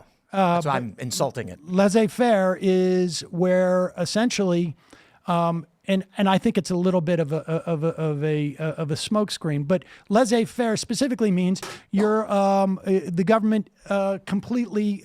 It literally means hands free. Like what? What does Tim think? What does Tim think that means? Backs off and does not intervene in Right. what's going And what on. I'm saying is I think many of these powerful elites that we would describe as right are in favor of protections for their buddies and their billionaires. Well, the Tax the breaks reality of neoliberalism as it coming out of Mont Pelerin and the society, it was ultimately about a protection racket. Hands free means something else. Hands off. Let it be. That's what it is. Or let for do. a specific industry or specific players within an industry. But fair point. More right word than like relative to where we are. Yes, completely agree. No, it's just it's almost definitionally right. Right word shift. Yeah, I think I was pulling hairs. You know. Well, but anyway, so I agree to a certain extent. I'm fairly modern on a lot of issues. I think there's got to be some push and pull. I think I'd like to see a Democratic Party. This is my number one theory. This is more than like my nuclear doctrine. Okay, you need to understand this. This is something that I genuinely believe. It's something that I talk about all the time. I've noticed the majority of conservatives are the way they are because they don't understand basic definitions. Yes, so much of the liberals do it too. Yes, liberals are also conservative. So there are, or I'll have a lot of conservative associations or conservative leanings on certain issues. But yes, specifically modern American conservatism unironically revolves around just not knowing basic facts about most issues. Okay? It is an ideology that is built around ignorance and having no adequate puzzle pieces to like logically comprehend what is happening, and instead making up your own mind about how things are the way they are or why things are the way they are. That's all this is. It's entirely vibes based. It has it lacks facts, and that most of the conservative arguments that are presented, regardless of how intellectualized they may seem, can be dismantled with some pretty basic entry level facts. This is precisely the reason why when Ben Shapiro, who I would say is probably one of the best conservative speakers, like one of the most like intellectually presenting conservative speakers, was actively dismantled by 25 woke college students because they were, they were very knowledgeable on some of these key facts. That's it. Like, I'm reminded of the conversation that Mason had with Ben, right? Our GOAT, our warrior, our Jubilee warrior, one hand politics, where he basically was like, don't you think that the incredibly restrictive immigration process that makes it so that the average processing time for like legal pathways of migration into this country are 10 years or more makes it so that many people choose to cut the line or use illegal means to get in? But they weren't college students. Yeah, I know. I'm just sorry. Woke people. Okay. Don't get caught up on that. Some of them were college students. Others were not. But like that's it. And Ben had no answer for that. That is just like entry level reality shit, right? if you are even a little bit intellectually curious about the matter, you look into it and you're like, well, it does seem like the legal pathways of citizenship are just so unimaginably restrictive that this probably increases illegal pathways of migration for a lot of people that are seeking asylum or, escaping dire circumstances back home. And if there was a legal pathway, that most people would just go through the legal means. That provides sound regulation in key areas that matter, like we're talking about lead and water and things like this. And then I'd like to see actually any party, I don't care who does it, like it's a sound reason to be like, hey, don't dump lead and garbage in our water. But at the same time, it's also to say, hey, we should reassess what we blocked and why we blocked it. Then maybe there's some regulations. What specifically are you talking about? Like certain things to be deregulated. Like what? So the M1A, for instance, right? So I brought it to guns. My point is just in general. What's the what? It's a specific example of where Democrats have regulated firearms in a way that makes literally no sense. Okay, it makes no Doesn't do sense. anything. What's the downside here? Making people felons for owning something while How allowing. many of those people have been made felons by owning a 10,000? I don't know more. 10,000 felons? There are 10,000 felons when was this in Maryland? You mean convicted? No, you said felon. I'm just asking. Right. So again, an example. The pistol brace ruling, right? So when the courts ruled that pistol braces made a pistol a short-barreled rifle, I actually had to dismantle a bunch of my weapons and separate. And there was no law passed. There was no act of Congress. That's some pussy shit, Tim. You should have been fucking defending your freedom from the ATF, brother. Was ATF making an arbitrary decision that I was now committing felonies for simply having owned a legal product that I bought that was legal at the time. And Congress never passed this law. So now I risk prison over a nonsensical regulation. You were talking about Democrats and overregulating things. But you just said that this was not a law that was passed. It was an assessment made by the courts. No, it wasn't by the courts. It was the ATF, arbitrarily. And this is the Chevron ruling, that the agencies have a right to self-regulate and make their determinations. So the ATF, this is partly why people on the right were celebrating this, because the ATF was arbitrarily deciding that it was now a crime without any act of Congress. So we had to actually, I had to go dismantle. So aside from these instances with you don't like some of these gun regulations, what other regulations do you have a problem with? I don't know. I mean, there are certain things that I want to be regulated more than I think. I think this is a really funny conversation to be having with respect to the ATF, because like the pistol brace ban is not in effect. I think this is the one area that like Sam is not super knowledgeable on, which is why Tim can come across like he knows what the fuck he's talking about, because the court struck it down, claiming it to be arbitrary, and that yes, Sam has already conceded that there are oftentimes like arbitrary restrictions that are implemented by the regulatory agencies, and that is a problem. Like, I don't think that you need to be a gun pervert in general, but this is the one area where like even the most basic Republican can just kind of cook up liberals and people on the left, because they are such insane gun perverts that they know all of the most annoying fucking rules and restrictions. Like, I know this from living in the state of California, right? Like, California has had a pistol brace restriction, or a pistol brace restriction in perpetuity. It's like kind of fucking annoying. That's why a lot of the like assault weapons, like AR platform and the like, have that like really annoying way of holding it. Like, you can't grip it. And there are like silly regulations. There are silly regulations surrounding guns in different states. Having said that, however, I think that what is like the reason why these agencies do like patchwork solutions in general, and states do patchwork solutions in general, is because of the endless amount of paperwork that organizations like the NRA and other like gun freedom organizations launch against each individual state, and they stop any kind of like common sense legislation at the federal level, and that we can never actually have like decent gun control. So most of this stuff is just like patchwork solutions that are easy to get around with loopholes. I think it's like it's a really stupid situation. Haas confirmed, closet gun pervert. No, pistol grip is different than the pistol brace he's crying about. He wants an SBR. Yeah, it's like a mini version. I'm a stupid leftist California gun pervert, so I know the details. A lot of these laws, especially in California, are performative, so politics can say they pass gun control laws. Yeah, except I also do think that California, there's a reason why the state of California has significantly lower levels of gun violence than the national average, because gun control legislation, stupid or not, might actually end up, harming, might actually hurt the feelings or make it more annoying for people who enjoy shooting weapons. But the reality is, no, there are definitely performative ones. You're wrong. There are definitely performative gun control legislation. Like, I just gave you an example. I gave you an example of performative gun control legislation, like not being able to, like not having a pistol grip on an assault weapon is like literally one of those examples. The problem is the most effective way, your stream is shadow banned? No, it's not. No, we have political discourse tags now. And no, I am not shadow banned. I'm the fourth largest stream on the platform right now. That'd be crazy to consider that being shadow banned. If you're fighting with anything but a blade, you aren't a warrior. Facts. True. Doors open. Think about in terms Like of deregulation.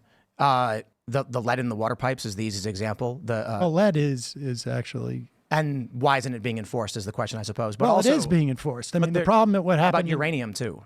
happened in Just so you know, your stream doesn't show on my Alexa Echo show anymore. It used to show as soon as I went on Twitch. Now I have to put in the URL. I mean, it seemingly hasn't been successful, the shadow banning. Maybe. in Michigan was that you had a Republican governor who wanted to basically disempower a. You don't show up in just chatting in incognito. I mean, we can test this very quickly. Oops. Let's see. Twitch.tv/directory all in incognito. Recommended for you. Views high to low. Boom. I'm right there. Let's do, how do we do categories? Just chatting. Recommended for you. High to low. Boom. Right there. Recommended for you. I don't show up. I'm not recommended. That might be because, Twitch does not recommend me. That's understandable. It is interesting, however, that Asmongold's commentary also revolves around politics, but he's at the top of the recommended board. But I guess his type of politics is considered more permissible and not as political. Like, he probably doesn't get hit with the politics tag, but it's all good. I'm going to talk about the Trump Epstein tapes in a second. Yes, after this. Hasan, you literally do politics 10 hours a day? Yeah, I know. I'm not. Shadow ban equals not showing up and recommended. It's fine, I think. A city that was, frankly, largely African-American city. And I think gambling should be regulated. I am no fan of the deregulation. I think what we're but I'm specifically, I get that you have some issue with some very marginal phthalates gun should stuff. be regulated. But what should not be regulated? Like you said that. Yeah, your existing clout is what's getting people to click on your stream. All these people on here probably know you or of you, but getting newer viewers from Twitch might be harder now. It's fine. It is what it is. Even during a shadow ban, you're getting the same amount of viewers as you always do. Who cares? Doesn't matter at all. You show up and recommend it on incognito, just way down. Yeah. Discoverability on Twitch has always been a massive issue. I don't think there is an active shadow banning, though. What will you do if politics is banned off Twitch? I don't think politics will get banned off Twitch. But I'll go somewhere else. Not being recommended as much because you're tagged as politics does not equal a shadow ban amount. I agree. Holy shit. Did an anonymous user gift 100 gifted subs? What the fuck? Yeah, I think I'll be fine, chat.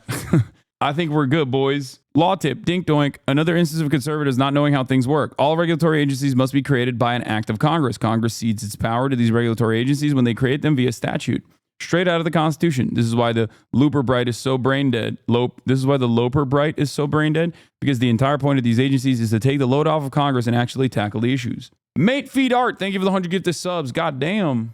You have a problem with what Democrats are doing in terms of regulation. As long as I got my Oilers, dude. As long as I got my Oilers and my subscribers, we'll be fine, I think. Curious as to what I those think are. that's an overestimation. I think that I would. And I said I would like to Xylax see with another gifted. regulations Holy reassessed, shit. and then either. But which ones? What are you talking about? I'm saying we should have a review of regulation in general. So you think we should review every single regulation that exists? I think they should have sunset clauses. Why? Well, because they don't. Nothing's infinite. Nothing's absolute. You know, we might say, for instance, okay, I'll give you an example of regulation. Lead's always going to be bad for people. Yes. So that one we wouldn't sunset, right? Agreed. Monty G, thank you for the But 5 gifted. We're talking about if we apply a regulation to a specific body or something, a body of water, perhaps the body of water may change. So, I'll give you an example. Balls, Like thank you for the 10. Toxins in the water are always going to be toxic. which is why like I said, I'm in favor of more regulation, and that the deregulation thing is just a safeguard on we shouldn't be making sure that we're reassessing periodically. Why would you sunset like those like regulations on what is poisonous in water, for instance? I wouldn't. Oh, I'm sorry. I thought you just said that. That's why I said I think it's an overestimation of. I think you may overestimate what I'm trying to say. Oh. Is that typically I think like phthalates, for instance, should be regulated. I don't believe there's a quote unquote free market solution to keeping endocrine disruptors in our food. That makes no sense. No, I agree with that. I don't think that's controversial. But there are regulations on things like your vehicles, your engine standards, guns, for instance.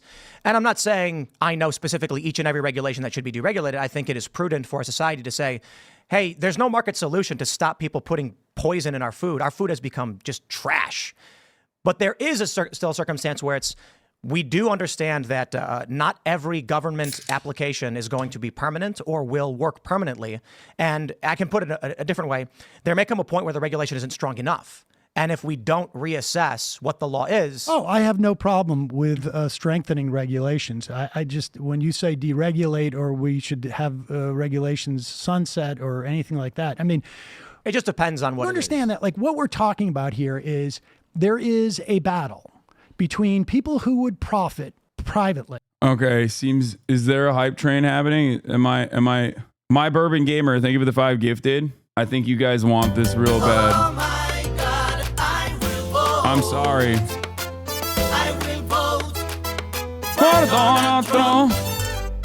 Oh my God, I will vote. I will vote. I will vote for Donald Trump. The people go out to vote, no fear, no more. Vote for Trump. Let's go. Vote for Trump. If you wanna keep America great, vote for Trump. Let's do it. I vote for Trump. Oh my God, I will vote. Woke, they're woke.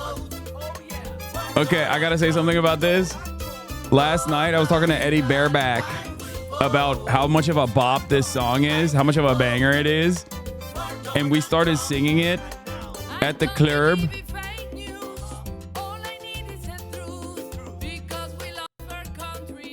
And because it got stuck in my head, on the way back home, I caught myself humming this in the Uber. And I had to stop myself because, like, I was worried that the Uber driver was going to think I'm a fucking Trump supporter.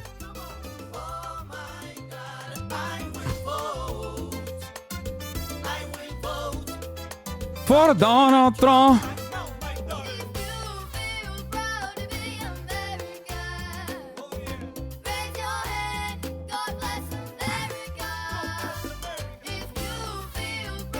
I'm so cooked. God bless America. I will vote. I will vote for Donald Trump. The problem is, like, the most, like, earwormy part of this song is when, you know, they say, I will vote. Oh my God, I will vote. I will vote for Donald Trump. And so that's the part that you sing. And then if that's the part that you sing, like, the average onlooker is not going to know what your fucking political perspective is.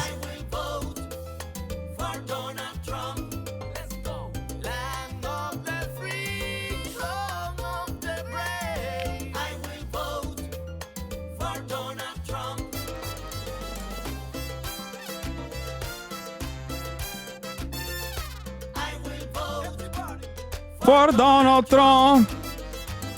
Okay. We love America just like you is such a good line. It's such a funny line because it's just like, hey, racist, like we're racist too, I promise. Like, please don't think that we don't love America just because we have like a Hispanic accent. Like they're trying to get these the racist right wingers to be like, oh, okay. Let's continue. And socialize the costs. In other words, put it on all of us. So you want to sell, well, let's just go back to Flint. You want to sell you want privatize this water supply. You want to give contracts to, because this is what the Republican governor there wanted to do. And the costs associated in this instance, like they wanted to save money by not necessarily treating the water or, by delivering it in a way that will save them money. But the costs are socialized insofar as you've poisoned thousands of these children. I went to Flint and I actually ran tests on the water, and it's crazy the macroeconomic issues at hand in Michigan, and what ends up with like a Republican politician is that for a lot of the people that live in the area, they're not directly impacted by what's happening to these kids, right? For people who live outside the area, they're going to see the news and they're going to say, like, how could this be? Okay, this conversation is going nowhere. Let's get to the Russia stuff, okay? That thing or not? Apparently, it starts around here. And after the Qatar-Turkey pipeline fails, what ends up happening is Russia, Iran, and Turkey started cutting a deal with it to run a pipeline from the same gas See, what field. was also problematic about Trump getting out of the Iran nuke deal unilaterally in that respect, right? Because we have now pushed Iran further away into that sphere of influence. As it pertains to the gas trade-offs and the conflicts in Europe, I don't know. I wouldn't know enough. I can say that even during Obama, the Stuxnet was probably a really bad idea. You're familiar with Stuxnet? Yeah, that was Israel. Israel and the United States teamed up to create a virus that blew up centrifuges in Iran, which act of war much. I'm surprised it didn't escalate in a dangerous way. I mean, but fortunately, one of the best things that Obama did was to make that nuke deal. Let me ask you this, since you bring up Russia. Yeah. Do you feel like that you have to put some type of disclaimer because of the whole tenant thing, or no? No. I never received money from Russia. We never were given any money to create anything. Tenant Media and it was all laundered through Tenant Media. I mean, obviously you weren't getting paid in rubles. So I can try. Right. I'll keep it real simple. You have sponsors on your show. Did you ever ask who their investors are? Did you? The sponsors? Yeah, like a company comes to you and says, we want to, have you shout us out or something. Do you like look into their financiers? Do you dig through their bank accounts? I mean, we get it all from media brokers, but they weren't advertising on your show. They were, it was they were paying you a license deal. A license fee. Yeah. So I licensed to Nat Geo. I never asked them who their investors were. Who, National Geographic? Yeah. National Geographic was taking Tim Pool's videos? There's no way, right? What the fuck? What the fuck could he possibly sell them? Like, what would National Geographic syndicate from like the Tim Pool show? When I licensed through like all these other big distributors, someone comes to me, they say, we want a license. It goes to our lawyer. Our lawyer comes back, says, here's the agreed upon fee. I say, thank you and have a nice day. And then we move on. So was it just Ruben who asked who Gerard Depardieu or whatever that guy's name was? I don't know. Gerard Depardieu catching strays. French cinematic actor Gerard Depardieu catching a random stray in this conversation, in this debate, is not something that I thought was going to happen, okay? What Dave did or anybody else did? Did you ask about who that guy was? Absolutely. And you know what's crazy is... Well, wait a second. Why did you ask about who that guy was? Wanted to know. Isn't that due diligence? Yeah, but you just said you don't ask who the investors are. No, I said, do you? Like, do you dig into all of these things? I've never actually been approached with anything even remotely like that. So when I got reached out to by Discovery and Nat Geo, I said, I'm familiar with what this is. It's yeah, no. If I mean, I licensed my show to Peacock, and right, you know what they are. Well, yeah. I mean, National Geographic is a well-known thing. But if somebody comes in and says like, we're going to give you that kind of money for your programming, I'd be like, how much money do you make on Majority Report? Fuck is that? How much money do you make on Majority Report? How much do I make from on our revenue from the whole show? All of it, 100%. I mean, it's Six figures a month? figures revenue. Yeah. Per month? Yeah. Damn. So why were you? Six figures. Yeah. So you're over 100K per month on Majority Report? I think, well, I mean, some months. I mean, certainly the past couple of months have been really good. Some months are a little bit less. I think you do a majority. I don't know about your other channels, but you do about 20 million per month in views. Other channels? Like, I don't know if you have other shows. I'm saying no. Majority Report does about 20 million. That's it. And with 20 million views per month, you do over 6 figures. We had 20 million views for 2 months this year. If you do 20 million views per month, I think is your YouTube metric. Well, I mean, it's a little bit less now, but okay. Oh yeah.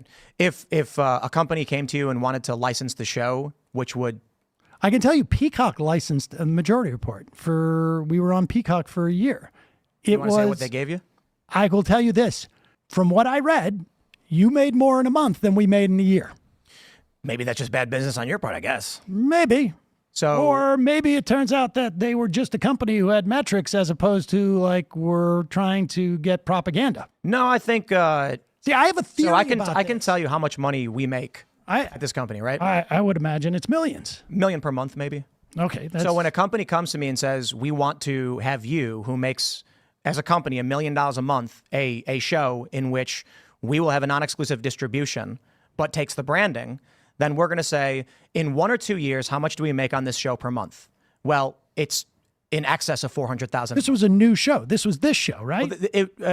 So there's a few caveats. This channel is my first channel. It's got 1.35 million subscribers. It used to be my biggest channel where I would routinely get 500,000 to 1 million per video, or maybe like 600. Do you believe Tim's show makes $1 million a month? I wouldn't be shocked. Right wingers have incredibly deep pockets. Like, I wouldn't be shocked about that. Like because there are no restrictions. They do the shittiest ads. They take as many ads as possible. They have financiers as well on top of everything else. And they say left grifting is profitable. Yeah, I know. They say that because there is that is also a part of the right-wing grifting, to be like, left-wing grifting is so profitable. Except everyone that wants to make more money ends up turning right-wing, weirdly enough, either on certain issues or across the board. But like right-wing content right-wing content is catnip for the algorithm. That much is also true. Like, it sucks. It's just the reality, right? Like, there is not really anything you can do about it either. Like, these algorithms unironically boost right-wing shit like crazy. Like, Patrick Bet David, I am currently, as it stands, I think 400, I just looked up my social blade stats, 457th in the news rank in the country. I'm the largest left-wing content creator like in North America, largest progressive content creator in North America. And there is like, I'm nowhere near close in terms of like how many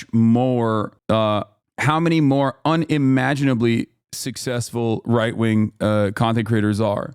And when there are even more right-wing content creators, there's more, you get boosted in the algorithm. Like, the fact that there are a shit ton of channels like that makes it, the fact that there are a shit ton of channels such as that, like right-wing channels, also boosts other right-wing content creators as well.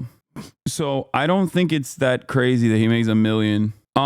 But the reason why he's mentioning the Russian, like the payments that he got is to be like, oh, well, I'm so successful that, like, of course it makes sense that they would give me, like, some random company would give me, $1 million a month to just like license out my content. The problem, on the other hand, is that you were also saying stuff like Ukraine is the enemy of mankind and shit. So, like, where did that come from? Like, it almost feels like you did know that you were getting paid by Russia and were changing your commentary specifically for that. 100,000 per video on certain shows. And then we're talking about doing a show like this where you'll get, you have 1.5 million subscribers. I've got 1 million+ subscribers, or with the other channels, it's big names coming, doing these debates tends to attract a lot of sponsorship. So you had any other deals like this? Yes. Oh, you have had other deals like this. So, Because I seem to remember you saying to Emma that you had not, that it was just all from members, or you didn't have any backing. sponsors. There's no backers, right? A license deal is not a sponsorship. Like, I mean, I have sponsors. sales. What do Like you I mean? have, well, it's different. No because one has come to when- this company. But when let's clarify. Hello Let's- Tushy comes and Here's- says we want to sell bidets. Here's the I do difference. an ad, but I don't have a license. No one has come to my companies, plural, and said, I will give you X in exchange for X in terms of the production of content or a stake in the company. We have no investors. We have no backing. We have sales. Have you had other license deals like that? I'm not talking about a sponsor. Tenant Media was not a sponsor. it was a non-exclusive distribution license. Yeah, it was a license deal. Yeah. No, I And, get that. so have let you me- had other license deals like that? Yes. And so this is not. With who? Is it another? I mean, I'm just curious. Well, I got to wait because some of these deals are still in contract negotiation, so I can't. Oh, so you didn't have any prior to the tenant, or you did? I have licensed content to big networks. We have explicitly and on a low scale. So prior to this, you had licensed it to other big networks. I'm confused as what I have licensed my content to other big networks. Prior to the tenant deal. Yes. Oh, And we also what were those networks? so like Nat Geo and Discovery when they hired me for content. No, or I'm when they talking bought about content.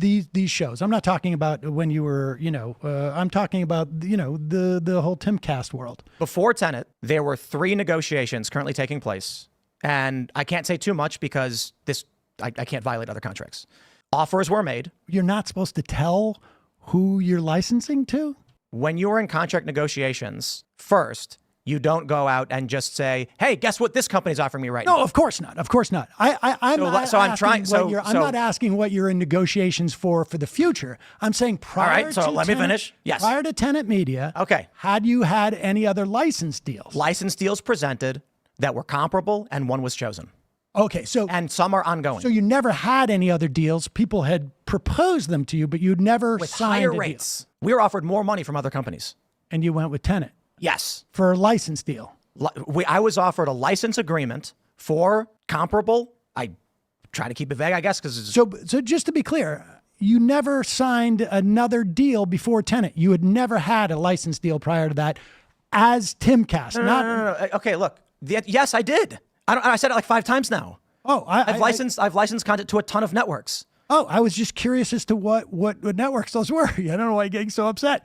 Because I've said it 5 times. You keep asking the same question over and over again. Wait, no, he didn't. He just said Nat Geo. You said Nat Geo, and So I've licensed content to like Discovery, Net Geo, and then there's media buyers who but do not general- as Timcast. Not Yes, just quite literally as Timcast from this channel. Damn, Oh, he's really, getting dude? fucking That's- hella mad. Bro, yo, chill. This is supposed to be a reasonable, dare I say, friendly discussion. You asked Sam Seder about how much money he fucking makes every month, and he responded kindly. He didn't fucking start yelling. Why is he getting so defensive? Goddamn. Geo. Okay. Yes, and I've even appeared on their networks. So I can say it a million times. We were dealing with negotiations. We give the deal to our lawyers. Our lawyers come back and say, looks good. And then we start.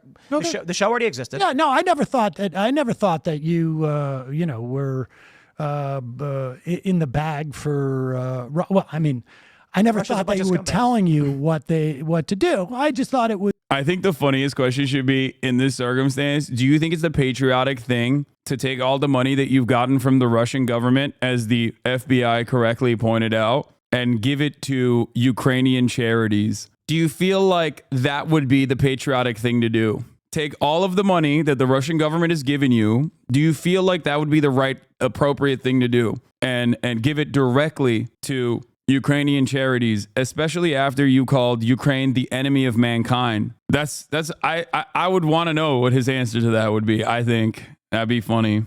Was a lot of money to be getting, and not asking who, Gerard Depardieu was, or whatever the guy's name, Gregorian. So the issue I think is worthy of clarification is like you yourself make 6 figures a month on your show. Well, that's our revenue of the show. I don't make that. Right, the revenue of this show and otherwise like $1 million doesn't go in my pocket every month, but we have staff and we have employees, and so it's around there. So when a company comes, and we had several, and they say, this is huge. We had a $30 Are million you back in offer. negotiations with those people? Yes. I would imagine. Especially considering It feels like you've had to, like, what was this whole thing? Were you shutting down the show? Or that's exactly what I was going to say, right? Like, I can't be the CEO, the principal talent, and a dad. It's already difficult to so do. maybe I'm not such a bad businessman. Maybe you're a good dad. I got 2 kids, and but whatever. That's it. Well, so like I've got to record 4 shows today. You know, and that's an impossibility with a kid. Mm-hmm. So that's why, like last week, I'm like, I can keep doing the morning show because that will keep me occupied. You shut down your news operation too, didn't you?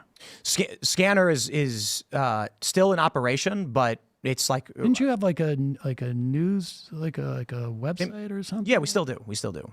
And so there was we did Timcast News for a while, and then we had another company called Scanner that we are trying to get off the ground, and it's still there, but we're in a holding pattern. Content is still being produced for Scanner, but we have to figure out, like, here's the reality, man.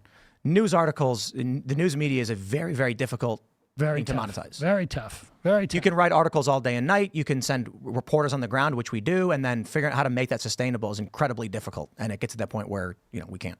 But I will say, in regards to what happened Monday, last week, oh yeah. So one of the offers we got was $30 million.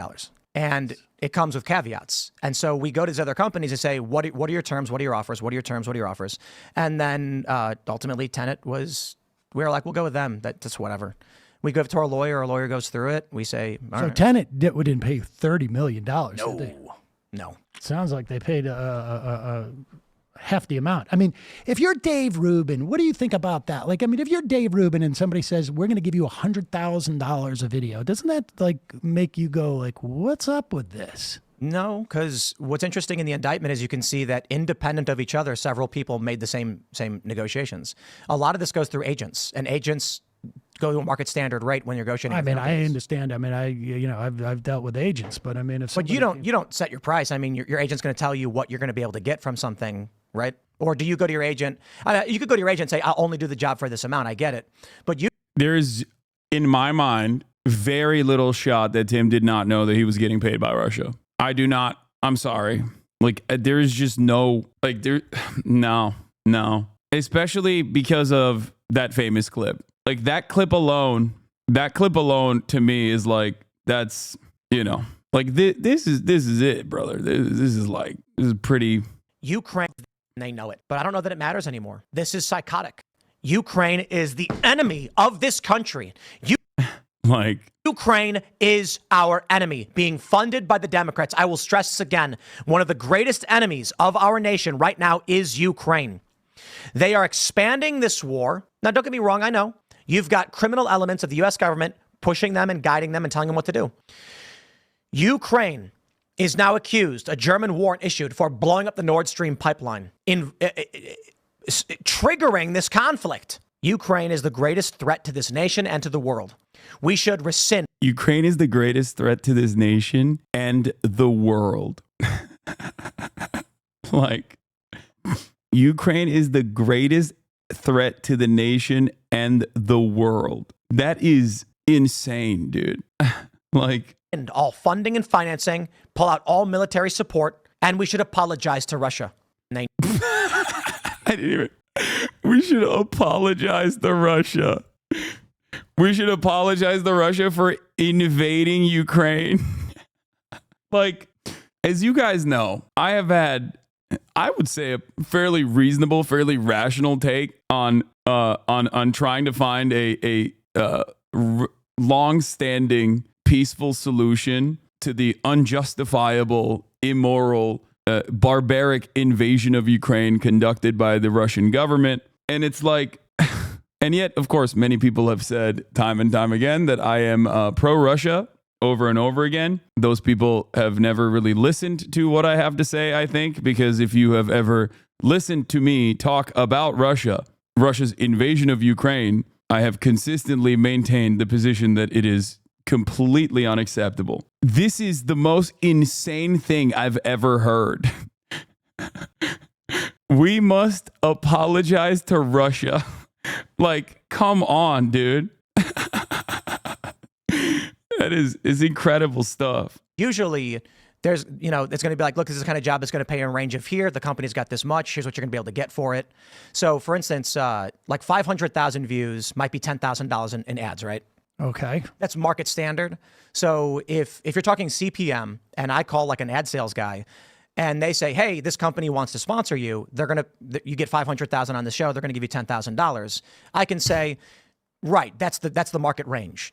And so then I might try and argue a premium and be like, well, I'm Tim Pool, so I think you should give me 15. And then they'll come back and say, no. We're not talking about sponsorships. We're talking about the value of a license agreement where a company would have the ability to run sponsorships on their end. Right. So if we're talking about, say, Timcast IRL in the morning show, which we do around $1 million in revenue per month, then a comparable show is going. You're going to say this when you're licensing a show. If we run the show by ourselves for a year or two, then here's how much we're going to generate in sponsorships, memberships, et cetera, by the end of year 2, 3, 4, and 5. If we do a license deal, we jump the gun. We generate lesser revenue than we would in the long term, but it closes the gap sooner. No, I get it. I understand why you would take it. I would take that money if somebody came to me and offered that, but I would be like, wait, what's going on here? But you would be, I mean, we have 3 different companies coming at us. They're all known American enterprises. I mean, I will say one thing too, like Lauren Chen's was working at the Blaze. You know what I mean? This is not like some strange person appeared out of nowhere. Raises questions to me about the Blaze? I mean, I think, you know, it's quite clear to me that, I mean, you know, there was reports about like, in the run up to the election, George Santos was on a Zoom call where people were getting paid at least $20,000 to put out stuff that Kamala Harris was a slut on their social media and stuff like that. And I'm like, I've been doing this for 20 years. And, you know, it's not a huge amount of competition on the left. Nobody's ever offered me $5 to do anything like that. Let me let you in on the secret. This has been true for a long time. So your revenue for Majority Report, is it largely YouTube based or do you do like ad reads as well? It's ad reads, it's members, it's YouTube. You have YouTube programmatic, so do we. Like programmatic ads means like your YouTube channel will show you how much you made from YouTube's ads. Yes. So Russia can go on your YouTube channel through Google Ads and put $10,000 a month into your channel without you knowing. Okay. And you'd have no way to track or control any of that. So this. You know, it's okay. This does happen though, where. So this in and of itself is not an appropriate argument because the responsibility is in the hands of YouTube, to ensure that this does not happen. So. Companies, politicians will use some kind of special interest, and you can run an ad for any product you want, which is the crazy thing. Well, yeah, this is what Trump is doing with his watches, right? Like, I'm going to sell 147 watches at whatever it was, 10 grand a pop.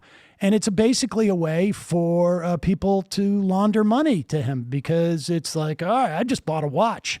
And that's basically it. And so he knows. You're allowed to buy watches. I mean, maybe we should regulate politicians selling products during elections. I think that would be a great idea, and maybe while they're president as well. But I know I bought his shoes. What's that? I bought his shoes. We were skating in them. Let's talk about like abortion or something. I don't know, or Israel. We can talk about Israel if you want. I mean, I'm of the mind of what we're doing is obscene, and I'm unhappy about it. And I feel like we have 2 options. One is horrible, and the other one's worse. I agree in terms of these governments. I mean, do you think we should cut off funding, pull out, and just be done with it? Well, I think that we should condition aid to Israel. I mean, I think that we should, if we have leverage in any type of situation, we should exercise that leverage. In terms of Ukraine, we had a treaty with them when they gave up nukes in '93, saying that we would protect them in the event of was it a treaty? Russian aggression? Well, or an agreement. Right, and the legal distinction matters, I suppose, because. Well, I mean, it matters in terms of like how perhaps bilateral security agreement. I mean, that's you can refer to it as just a bilateral security agreement, and I think that there's. Oh no, it wasn't even that. The Budapest Memorandum. I mean, I think that, this was operational. It's not obviously, a treaty. Treaties can be broken. We saw that with Paris Accords and, well, it's easier, obviously, if it's a treaty, it needs to be, we need to bring the Senate in. But I am, I think that aid that we provide for Ukraine should have an exit strategy to it. I haven't seen one, but I also am not convinced that that's been a function of the election. Haven't we spent more on Ukraine in the past 2 years than we have on Israel in 50? I don't know. Comparable. Probably comparable, I think, at this point. That's crazy to me. And it's fair to point out, too, like, we're not just giving all the money overseas. We make weapons here, and then it has American 100% jobs. Yes, 100%. Wow, Tim Pool's analysis on Ukraine is the greatest threat to mankind has changed quite dramatically. That's weird. I wonder if something significant happened since the last time I watched Tim Pool when he said those words to now he sees a silver lining in the weapons transfers to Ukraine and its impact on the American economy even. What a shocking change of events. Probably nothing happened, right? Like nothing consequential happened in Tim Pool's life, I think, that would have caused them to take this different approach. Like he's starting to come across to me like a real Lindsey Graham type. I haven't been keeping up with Tim Pool. Is there a reason? Because like the last time I saw him, he had such good ideas on Ukraine being the enemy of not only America but the mankind. Seems to me he's seeing the silver lining here.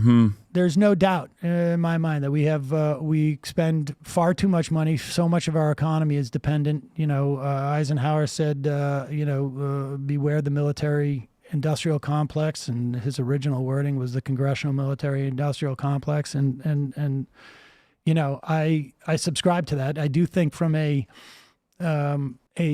moral standpoint, although I don't think this is controlling, but as a moral standpoint, obviously like one country is being invaded and to some extent occupied, and the other is occupying and completely asymmetrical type of situation, that we have in Israel is just absurd. I kind of feel like no matter what course we take, the dominoes have been knocked over. The BRICS nations are lining up for their currency. The petrodollar is on the verge of being dismantled. Saudi Arabia has already said not interested. I don't think Trump recovers that. And I think that means Americans better buckle up for a bumpy ride. I mean, to be fair, you've also said that we're headed towards a civil war in this country so many, many times. And I don't think that's happening. Well, that's not my opinion. That's just the corporate press. I think it was... it's not your opinion that we're headed into? Oh, my God. Oh, my God. I accidentally snorted a piece of chicken into my nose. That's not his opinion. I think Tim Pool has talked about a civil war being imminent more than anything else. Like, if there is one way to, like, summarize the most consistent talking point that Tim Pool has repeated over and over again, it is the fact that it's happening, and it's happening right now, and it's going to happen tomorrow, and it's happening yesterday. To a civil war, or hasn't been? It is not an original idea from Tim Pool that we're on track for a civil war. Well, I mean, do either one of us have any original ideas? I mean, I didn't come up with single payer. No, but I just to clarify, my position is I didn't one day just decide for no reason, oh man, I think a civil war is coming. It was like, here we go, Common Dreams. This is a progressive organization. Here you go. The second civil war has already begun. This is a progressive outlet, right? So when I read progressives, conservatives, The Atlantic, I think that's more metaphorical. But if you want to claim that you did not mean that there was an actual civil war, I do. Great. Yeah, absolutely. You do think there's going to be a civil war?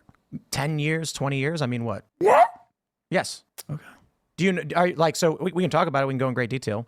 For instance, we had a former CIA officer at the write for the Washington Post. The U.S. is on the verge of a civil war. I didn't just make it up. The Atlantic said that they spoke with several national security experts. Well, there's people also saying that the Earth is flat, but do they work for the Democratic establishment? Well, sometimes maybe. I don't know. Flat earthers in the Democratic Party at the top level. Come on. I'm saying like former CIA comes out and says they're concerned, like we are following the trend of other countries towards civil war. I take that seriously. I don't know why I would dismiss like all of these people. A Princeton professor, for instance, said the same thing back in 2018, I think. So when you maybe it's sensationalism. I think that's fair. I think to a certain extent, it's like, yes, there were people who said like crime has increased exponentially, but in fact it hadn't. I mean, I think, part of what you and I do is we make assessments as to what news is actually sort of like real and what really has real world. Tim Pool looks at credentials and laughs at them when it's like a person who's like, I've done vaccine research at the highest level and I am a well-decorated epidemiologist and I am warning you, we need to, take COVID seriously. He'd be like, that guy's gay. Obviously, you can't trust credentialed people like this. Tim Pool, when it's civil war, he's like, excuse me, high-level CIA officer who is managing the Civil War department said that it's happening. Yeah. Only when they're engaging in sensationalist rhetoric that they believe, that Tim Pool believes, then he's on board. Implications for people, and part of what we do is assess that like these things don't, and it's a distraction. I think you're wrong. I think there's an optimism and a normalcy bias, and the only thing I can really say is, look, I read the news and I opine on it, and I'm wrong about a lot. But I can probably pull up, I don't know, a couple hundred articles from CNN, the New York Times, the Washington Post, talking about the brink of civil war that is coming to this country that I just did not make up one day. So if I read the New York Times, these are all right-wingers. The New York Times, Ross Douthat. Oh, sure, it's an opinion piece. Yeah, of course. CNN, you've got Bruce Hoffman, Jacob Ware, Straight Arrow News. I don't know, but there's a poll saying people think we're on the verge of a civil war. The Princeton professor, progressive guy, said the Cold Civil War has already begun. This is back in 2018, and I look at all these things and I say, the worldview of each faction in the United States is divided to a degree that there seems to be no reconciliation. And so now what you have is sitting members of Congress calling for a national divorce, which means nothing. It means civil war. But that was Marjorie Taylor Greene. I mean, she's a lunatic. Well, call it whatever you want. But when a member of Congress is saying something like this, would you? Oh, I have no doubt. Listen, do you think if lunatics get elected, we could see? Okay, Marjorie Taylor Greene also said Jews have space lasers, dude. To be fair, Tim Pool probably agrees with that too. So, like, she said Jewish space lasers were responsible for the fucking wildfires in California. She says a lot of shit, dude. Oh my God, I forgot. She also says that the government has a weather machine. Yeah. Oh God, she says so many insane shit. See a civil war? I have no doubt that we have a crop of right-wing Republican lawmakers who are completely nuts. I think that what about January 6th? What about January 6th? Do you think a January 6th type event could result in this country reaching civil war? You mean had they been successful? And let's kind of depoliticize it. Let's say January 6th, 2025, politician X wins. It could be whoever. I don't know. Let's say let's for the sake of your politics, let's say Trump loses, and then Trump supporters storm the Capitol once again. This time taking the. Do you really think? Wait a second, because this is really an important distinction. Do you really think that the likelihood of a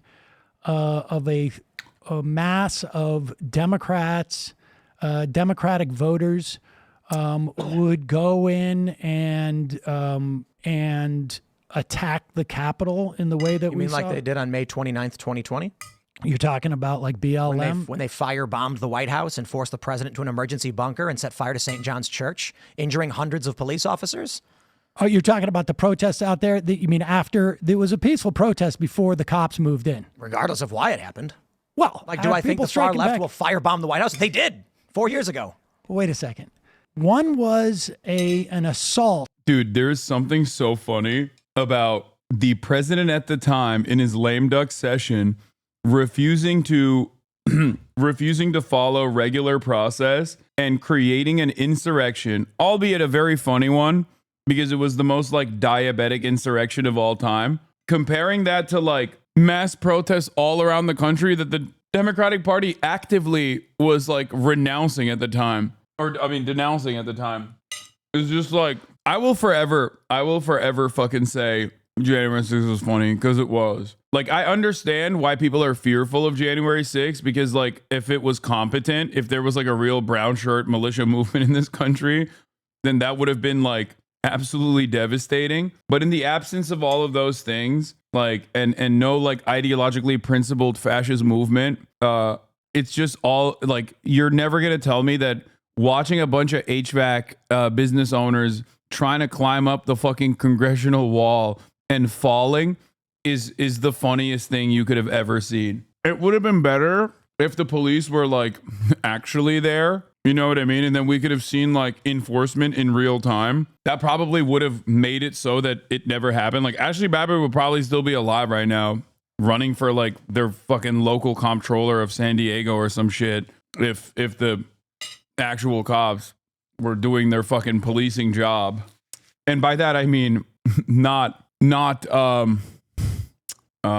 what was I saying? Oh, the actual cops were, you know, at the January 6th protest on the side of the protesters. I mean, like, if there were cops in uniform stopping the protests from coming in. On the Capitol. I don't The care what you other call it. is people, well, words have meaning. They So describe events. When leftists injure 100 cops, tear down barricades, throw fire bombs in the Wait, White wait, House. wait. But you're sequencing things differently. If Donald Trump was to send the military to attack, let's say, New York City, do I think that we would have a civil war? Yes. Do I think that New York City Do you think would, he could? Do you think there's a possibility Trump would send the military into any one of these Democrat districts? I mean, I don't know. Well, I mean, he claims he would. Do you think he would? Or do you fear he would? I fear that he would attempt to do it, but I suspect. You think he would try to start a civil war? Well, I didn't say he would try and start a civil war, but I That think would he start a civil war. Well, Or could? I think it could, but So you I think don't there's a think possibility civil war is facing the sound in No. I don't think the military would allow for that, frankly. National Guard, or it's like, you think they would disobey Donald Trump? I think you'd get a series of resignations. Possible, I guess, that at one point, but Someone eventually is going to if say yes, right? if your argument is that the rise of Donald Trump could bring about a civil war, I mean, I don't know that I would say the rise of Donald Trump. I think Trump's a symptom. I think that the reason Trump gets elected is because you have this rage bubbling up in this country in a variety of ways. So you had the Tea Party and you had Occupy Wall Street, which were rather light. But then you get the Bernie Sanders movement, you get the Trump populist movement. But Trump is a bull, and he storms through and he takes the power. Bernie didn't. But I mean, you're saying this because they're both populist movements? I mean, one's a right-wing authoritarian movement. Call it whatever you want. People rose up and had movements for whatever reason. And perhaps you could say because Trump is a strong man, he ended up succeeding in his movement where Bernie's did not. Well, I mean, no, Bernie Sanders was like Hillary Clinton's the authoritarian, and she stomped out Bernie. No, Hillary Clinton is not an authoritarian. I mean, I don't like her politics, but authoritarian it's a word. It means something. Yeah. And right-wing authoritarians. I mean, there's been, you could check out Bob Altemeyer's research, formerly from the University of Manitoba. Like there's clinical research that shows that we have like something like 25% of North America are right-wing authoritarians, and they were just looking for a leader. And the Republican Party has been stoking racial animus for decades now, and this is where that lead to civil war. I mean, it certainly did, 200 years ago, but I think that the likelihood of civil war is low relative to the amount of times that you talk about it. Well, I think it would require you to see what I talked about. Like, should I not opine on The Atlantic saying, quote, there's people that are absolutely ready to take on a civil war? What will happen if Trump loses from 1 week ago? I mean, if I address that and I say something like, I think it's silly to assume that within the next few months, people are going to start a civil war, is that a bad thing to do? Dog, that's not how you opine on it. That's an opinion piece itself. You are literally pointing to that piece to say it's silly in the argument where you're trying to justify that it's not silly to say that a civil war is likely. Does Tim Pool hear the arguments that he's making? Am I misunderstanding him? Why has he so consistently dunked on his own argument, it seems, or dunked on his own past behavior while simultaneously seemingly defending his own past behavior? I don't understand it. Or should we just ignore it? I mean, I think it's just indicative of like the you know what you consider the news is, and I think that's Why are they all writing about it? well, because they have the same problem that you did with your news outlet, is they can't get clicks. Do you think the only reason all of these outlets, I think I've got 1, 2, 3, 4, 5, 6, 7, 8, 9 that I just pulled up from a quick Google search, it's just they're getting clicks for it? Yes.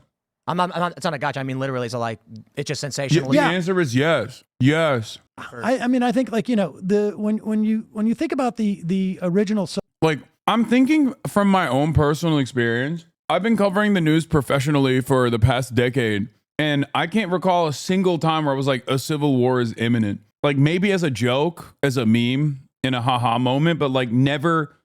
Like, I often talk about how awful American politics is. Like, so frequently, so consistently. I talk about the dangers of like misinformation, the dangers of a right-wing reactionary sentiment in this country. And I don't think there's ever been a fucking moment where I'm like, yeah, civil war is imminent, dude.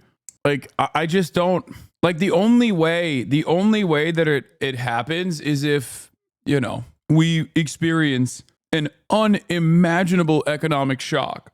And even then, I don't think it's that likely. And with no recovery measures whatsoever implemented. Like, it would mean the entire global economy has to collapse. There is a reason why January 6th was fucking goofy. There is a reason why January 6th was goofy as fuck. Because Americans are far too comfortable. Civil War, there was a huge economic investment on the two different sides, right? One side wanted free labor, and the other side, aside from having other economic interests too, that wasn't aligned with having free labor. I don't think we have that same division here. Does that Do we mean, need to follow 1861 or 54 for a civil war to happen? Or is it possible to look at, say, the Bolsheviks, the Spanish Civil War, the French Revolution, the British Civil War? I think it is unlikely in this country that we would have a civil war. Do I think that we could have, sort of like a constitutional crisis with someone like Donald Trump and the Republican Party? Yes, I do. So academics right now believe that we are in what's called civil strife. Civil strife does not guarantee civil war, but it is the precursor to. So the civil rights era was a period of civil strife that did not result in a civil war. Bleeding Kansas was civil strife that did result in the 80s, we had something like 100 bombings, maybe 75 bombings that would, various civil strife. It comes and goes, you know what I mean? Yeah. So you've got Stephen Marsh, who wrote the book The Next Civil War. He's a liberal guy. He makes a lot of these predictions. I defer to him. I think he's wrong on a lot of his fact assessments in the granular scope of things, but he makes a lot of points that are correct. So we actually had this debate. I think it was it last week actually on civil war, conflict, and crisis. And one of the things I often bring up is people try and look at the 1861 Civil War as if we must follow that trend for civil war to occur, when in fact, it's rare that you actually get civil war. What would you do to stop this civil war? Tell people not to do it, to go out and vote, to believe in the system, to vote for who you think is going to help bring accountability to this country, denounce you think there's no violence. difference in terms of the parties as to which one could bring about that could bring about a civil war? I think both parties hold the potential for it. Do you think that like Kamala Harris would, Takes two to tango. Well, actually, Oh it takes two God. to tango. Oh because my a tango God, is- bro. I swear Republicans don't live on the same planet, dude. No. Kamala Harris is parading fucking Liz Cheney around and saying she's going to have a Republican in her fucking cabinet. Like, your brain has to be the size of a walnut to legitimately say it takes two to tango. Kamala Harris could very, very well bring about a civil war just as likely as Donald Trump. Is like, dude, come on. Your brain is pudding. It's tapioca pudding. That is so insane. Democrats don't even have like a messaging campaign that is against Republican policies, let alone that they would like actively urge to fight Republicans in the fucking streets. They don't even fight them in debates, dude. They hug them and kiss them in debates. was a very intricate dance, but it doesn't take two people to start a war. I mean, It does. No, it doesn't. I mean, What do you mean? Well, It doesn't take two people to start a war. So if country A invades country B, but country B just surrenders immediately, there's no war. Well, obviously, people War is a fight. pushing. Yeah, I mean, I guess it could be more than two, like Syria, for instance. I think there was like 12 factions in the initial. Well, Tango, both parties are like engaged in the dance. But the fact of the matter is, you can go in and yes, you can invade. It's war, even if they surrender after people getting shot. Do you think that like Kamala Harris? Let me put it this way: who's more likely to bring out the military against the city between Harris and Trump? Trump didn't do it in 2020. I don't know if I have a good answer. You don't have an opinion on this? I don't. Trump didn't do it. What the fuck are you talking about? Yes, he did. He sent Bortak. Trump used the marshals, federal marshals, to assassinate a guy who killed a Nazi in Portland. And then he fucking flexed. He was like, yep, I told him, go kill this guy. And then they did. What are we talking about? Donald Trump, when Donald Trump says he's going to use the military against enemies from within, I believe it. I don't think that is him embellishing. I don't think that's him exaggerating at all. Why do I believe it? Because he's done basically everything but that in his last administration. That's the one thing that remains. And at the time, Senator Tom Cotton was advocating to do just that. So there are people in his coalition, in his corner, that also want him to do that. At the time, they wrote about it in the New York Times. Tom Cotton wrote an article, a guest column in the New York Times. I don't know if I have a good enough answer to say. Well, I'll take whatever answer you don't when have an Trump opinion. was presented with national riots, he did not invoke the Insurrection Act. He didn't send out the military. I'm not confident he has the strength, and I don't mean that in a positive way. Who would be more inclined to do it? I can't answer that. I don't know. You don't have an opinion on it. I mean, I think it's You're so disingenuous, Tim. bait to be like Trump's the authoritarian, therefore he would, when he didn't do it. So the Democrats didn't do it at the Capitol. Trump didn't do it at the Capitol. Trump didn't do it in 2020. The National Guard was deployed by Democrats during the Ferguson riots. Could I make the argument that Democrats are more likely for that reason? I honestly have no idea. Would you make that argument? I wouldn't. I'd say there's pros and cons to make a guess as to who you think would be more likely to bring out the National Guard or invoke the Insurrection Act. Honestly, I don't know. What I will say is, it doesn't matter what you think is true. And Mark Milley apparently, no, I don't know. Well, so- Mark Milley is someone that you would trust, but he basically said that Trump told him to just shoot the rioters. I mean, Hillary Clinton said, "We came, we saw, he died. Why don't you drone strike Julian Assange?" So Barack Obama killed Abdul Rahman al-Awlaki. Wait. Yeah, no. I agree that Obama, those drone strikes were very problematic, but that's different than saying we're going to willy-nilly fire into protesters. What I'm pointing out is that I'm not going to tell you your opinions are wrong and you should not have them. That's not the point of what I'm getting at with civil war. My point is you believe them, and you are allowed to believe them, and that's fine by me. I'm just curious as to who you think. I mean, don't if you trust think any that of there's these The Anwar al-Awlaki conversation is so stupid because, one, that's a war crime, okay? It is a unimaginable expansion of the powers of the presidency, and it was straightforward a war crime, an extrajudicious killing of an American citizen in the hands of the American state, which is what Obama did. The thing is, Donald Trump killed his sister. So what are you saying right now? Like everything that you could point to with respect to Hillary Clinton or Barack Obama, who I actually, was it his daughter or his sister? No, Donald Trump killed the same person that Obama killed, his immediate family members. I think both are wrong. I think it's completely unacceptable. The difference between me and Tim is that he thinks it's acceptable. I guess he thinks it's acceptable or doesn't know that Trump did it. going to be a civil war, or that there's a big potential for it. You don't see, there's no difference between Trump and Harris as to. Trump assassinated, daughter of Anwar al-Awlaki, reported killed in Yemen raid. Nawar Anwar al-Awlaki, the 8-year-old daughter of former al-Qaeda and the Arabian Peninsula leader Anwar al-Awlaki, was killed in a joint American UAE raid against the terror group on Sunday, according to the girl's family. Anwar al-Awlaki was a U.S.-born cleric who directed attacks against the U.S., was killed in a targeted drone strike in 2011. In that first drone strike, Barack Obama killed his son. Donald Trump then did another targeted strike where Donald Trump killed the daughter. I don't know why you guys thought I meant like Trump killed his own sister.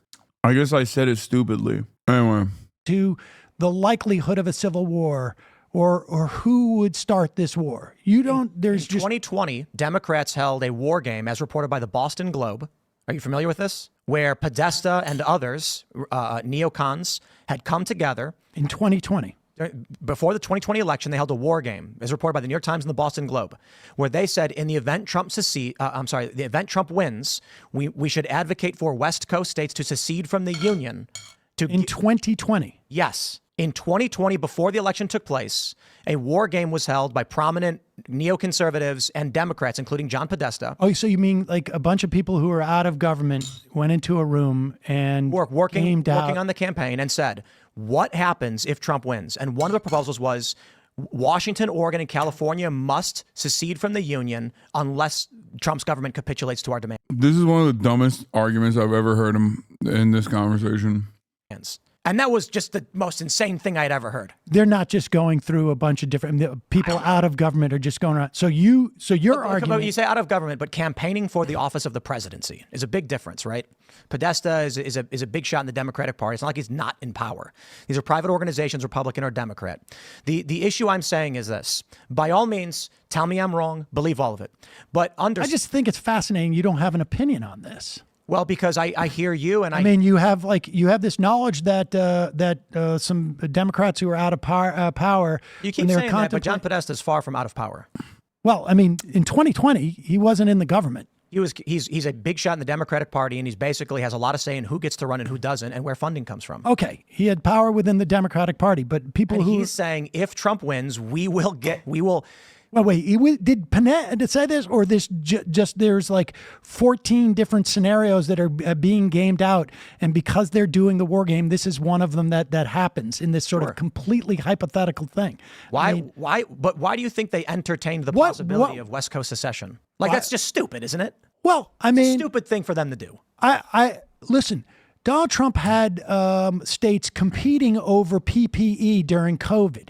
He completely abandoned this country at a time where there was... The Transition Integrity Project was initially organized in late 2019 by Rosa Brooks, a law professor at Georgetown, former Pentagon senior official. Peaceful presidential transitions are seen as a hallmark of the Republican Party. Trump's own statements that fueled concerns about the peaceful transition of power. So they were trying to build a contingency plan specifically against Donald Trump, like refusing to do a peaceful transition of power. Like, what could they do hypothetically? Like, they got together and they were like, what could we possibly do hypothetically to ensure that Donald Trump, does a peaceful transfer of power? Am I wrong? Isn't that what this is? Yeah, it's like, he's not wrong, dude. One of my D&D campaigns was a replay of the 2020 election, and it ended with all citizens being trans. These are also, most of these guys are right wing too, which is kind of funny. Like the people that, it was like Bill Kristol, Max Boot, David Frum. I wonder, we got a bunch of fucking neocons who were like genuinely terrified about the future of American democracy because it'll, take away their toy. Good thing most of those guys are now completely firmly within the Democratic Party and have captured the Democratic Party entirely. So, was a once in a lifetime crisis. And what if Trump steals the election? To the extent that if Trump steals the election, what do you think would happen? What do you mean by steal? Let's say that Kamala Harris wins the popular... here's a scenario that's playing out right now. Mississippi had a lawsuit. Fifth Circuit Court ruled that ballots received after Election Day, even if postmarked before, are illegal to count. This would have to go to the Supreme Court for final adjudication. But one scenario that is potential because of this is that Donald Trump is winning on Election Day. However, mail-in votes have yet to be counted, of course. This is what happened in 2020. Then, when those votes come in, Republicans sue, going to the Supreme Court, which you believe is right-leaning, and the Supreme Court says... Wait. I believe it's right-leaning? Do you not believe it's right-leaning? I'm not making a point about my or your belief. I'm saying... You said you believe it's right-leaning. It's right-leaning. And I will say, as you have stated, the court is right-leaning, okay? Thank you. So my point is this.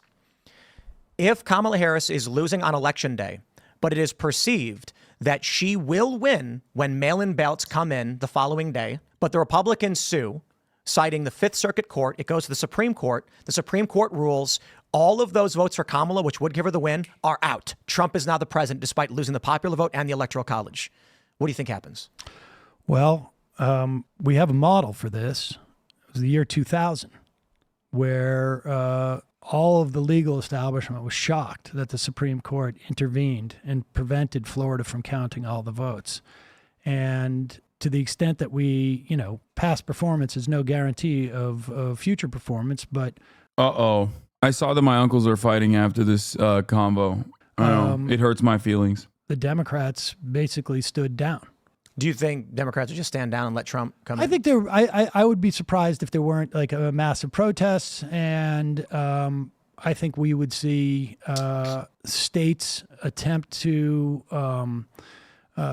get more progressive and become more sustainable and not rely on the federal government as much. Yeah. What if Trump sends in the military to start rounding up illegal immigrants? Oh, I think that's going to be really, really ugly. In addition to being like a you think horrible, if horrible troops are thing putting for our people on economy. buses and trains, the Democrats will just stand by and say this is I mean, if the Supreme Court basically says it's okay to deploy the military in the United States, I think that could be a problem. Now, you've just given me that scenario. Would you imagine Kamala Harris doing the same thing? Do you think that she would send the military to deport 11 million people? No. She said she wants to recently. She said people who enter illegally will be quickly and immediately removed. Oh, I was still on the political violence thing. I thought she did say that. Tim is right on this. Moved. I think. Well, of that 11 million people, 80% of them have been here for over 10 years. So, so how is it where you can so easily work up a scenario where Donald Trump instigates a civil war, but you can't with Kamala Harris? That you think they're the same? Why did you say I couldn't? All right, well, give me one. So first of all, I don't really put a lot of weight on Kamala Harris. Right? She wasn't elected. The Democrats voted for her, so she was. Well, I mean, it's either going to be her or Donald Trump as the president. But so with Trump in office, Trump is screaming at the top of his lungs, telling people what to do. With Kamala in office, she's surrounded by intelligence officials, military officers, and what we've seen thus far is the arrest of lawyers, the arrest of lawyers. Donald Trump's lawyers were arrested for what's her face? Wait, is he talking about like? Yeah, Donald Trump's lawyers have also literally distanced themselves from Donald Trump because they almost got caught. Is he talking about Sidney Powell? Please tell me you're not talking about Sidney Powell. That'd be pretty funny. Or Rudy Giuliani. Donald Trump's own personal lawyers in the classified documents with obstruction of justice case literally had to recuse themselves and actually stop being his lawyers because Donald Trump was trying to use them to hide documentation, to hide classified documents after the state had already figured out that he had classified documents. And he was just lying to them for no fucking reason. So this doesn't mean anything. It just means that like Donald Trump does often try to use his own fucking lawyers to do illegal shit, which of course there is a limitation to the attorney-client privilege. Like you can't, Donald Trump's former lawyer, Michael Cohen, literally went to jail. You can't use your lawyers to do crime, dude. That doesn't mean that the state is wrong. Jenna Ellis, was that her name? She got charged with RICO for simply being Trump's lawyer. Really? That's did it hold up in court? She ended up, I think she pleaded guilty. She ended up crying on TV, apologizing for having done it. Yeah, now she's like anti-Trump too, isn't she? Am I crazy? Wasn't I on a fucking panel with this lady? By the way, I just realized I've been in direct contact with not one, but two of Donald Trump's former lawyers that got into legal trouble because of their dealings with Donald Trump, which is wild. You know, why does he have so many fucking lawyers that are constantly getting into legal trouble? He's burning through them.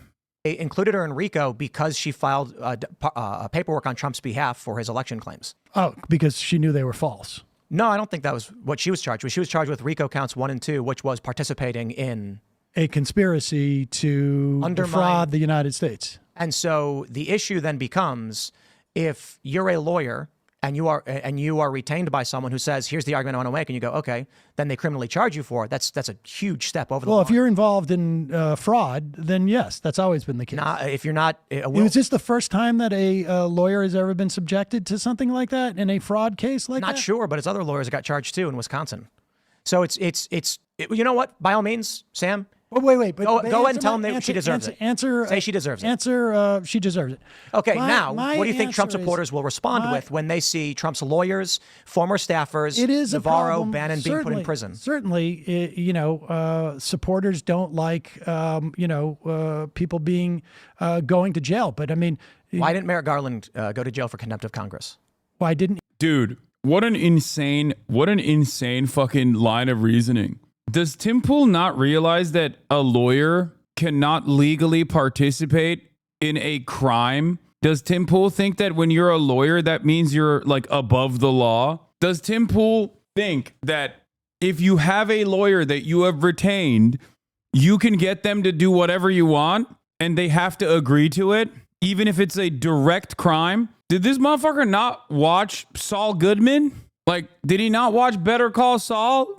You know what happens, right? Did you not watch the last season? Here's the fault with Sam's prior SCOTUS argument right there. And it's that SCOTUS can say what Trump is doing is unconstitutional. Trump can just do it anyway.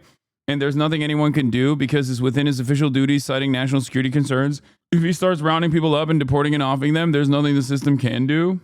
No, that's not true. Attorney-client privilege? No, the Supreme Court, the Supreme Court has given additional allowances to the president, but that doesn't mean that the president is like above prosecution no matter what. It just means that there is an additional safeguard for a president to do crimes and claim that it is a presidential act. That doesn't mean that a president could just like shoot someone in the head and then get away with it. There would still be that you would still have to take it back up to the Supreme Court to be like, is this a presidential act? Or was this not a presidential act? Previously, you didn't have to make that assessment. You were like, that's illegal. You're going to jail. But the Supreme Court made it so that they were basically the final check against, if they want to, the final line of defense that determines whether or not this is a prosecutable act or not. Anyway. He go to jail for contempt of Congress? Yeah. What you mean from the Justice Department? Yeah, was it the her investigation or was it I'm getting the name wrong? He was held in contempt of Congress, I think, twice. There's been a lot of people who've been held in contempt of Congress who haven't gone to prison. So the issue right now is Peter Navarro and Steve Bannon go, and when Merrick Garland defies Congress, he does not. I think government officials probably get away with this more because we had we had members of Congress who also. That is a fine argument. But wait. It's a fine argument. But we're getting off the original question was. And the question is, do you think Trump supporters are going to accept this as true, that it's just government officials getting. I don't know. I've seen Trump supporters believe a lot of very strange things, like John F. Kennedy is in the I'm sure this has happened, but in recent history, I can't think of a single fucking Republican or Democrat or any like person that holds office that has ever been prosecuted in contempt of court for being in contempt of Congress. Like, I don't think has that happened. Like I can't remember. I'm sure there might be. And I'm certain that it's probably happened throughout history, but I don't think that it's happened in recent times. Like, Steve Bannon is not a elected representative, chat, or even like an appointed person. Steve Bannon is a fucking random nut job. What do you mean, Steve Bannon? And also, we're talking about contempt of Congress. That's what Tim Pool brought up. Tim Pool brought up contempt of Congress. Like, why is Merrick Garland not in prison for being in contempt of Congress? Like, as in not showing up to a congressional hearing. Junior is in the audience. That is, he had the magazine. Yeah, I mean, so I have no idea how to predict. But again, the question I ask, do you think can you come up with a scenario where Harris instigates a civil war in the way that you talked about with Trump doing it? The Harris administration, yes. Okay, and let me hear it. The expansive arrest and prosecution of Donald Trump, his supporters, and those associated with his movement. Well, the Bannon went. I'm gonna say something controversial. I'm gonna say something controversial here and say that Tim Pool, I think, was able to successfully gish gallop his way out of giving Sam some good dunks. Like, I think Sam was too nice to him. And because of that, it just comes across as like a 3-hour conversation that I think if Tim like showed some more energy on instead of being nice, I think Sam would have fucking slammed him up and gummed up the works and packed him up in like 15 minutes. Keep watching. The energy flips at a point. Where does the energy flip? This is going to come from the right. Verse Because they're still talking about this shit. 15% benefits. But it's not necessarily younger people are going to have to pay money. New workers will have to. No. They're always going to have to pay, hopefully, with Social Security, unless the Republicans have their ability to cut it. But you're right. It actually says 83%. So there you go. Yeah.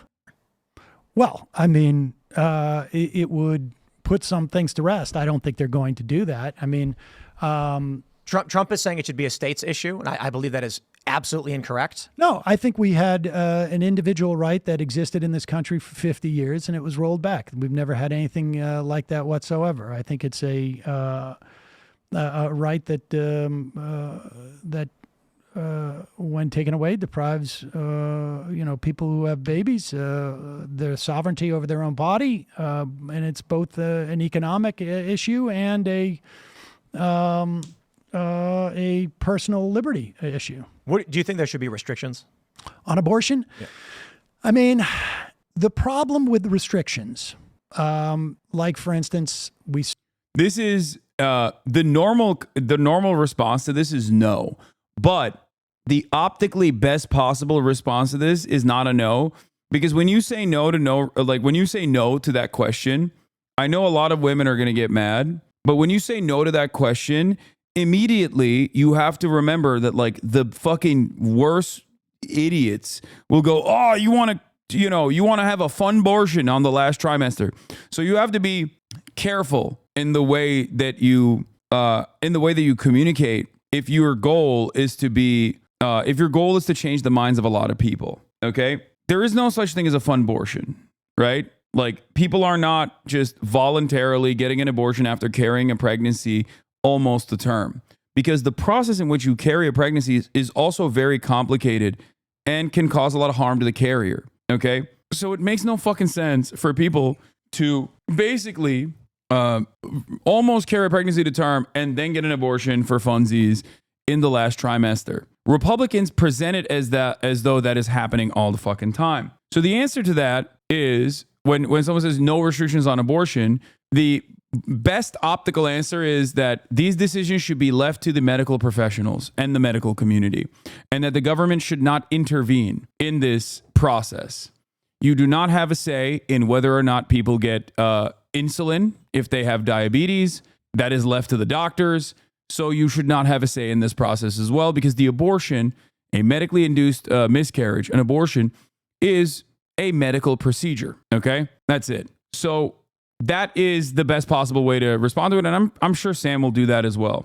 Say only in the case of, let's say, a danger to a woman, or a woman's life, is that is extremely difficult to assess where that line is. And we've seen this. 2 women have died at least in Texas as a function of the abortion ban that they have there. We also know that infant mortality in the wake of the Texas thing, because there's been studies on this, increased 15% in the wake of the abortion ban there. So in general, I would say that restrictions are in practice not viable, not doable, because you end up costing women their lives. I think that to the extent that I would have restrictions, I think you need a medical provider to provide abortions, that go past the maybe midway through the second trimester. Do you think that with elective abortion should be available up to 9 months?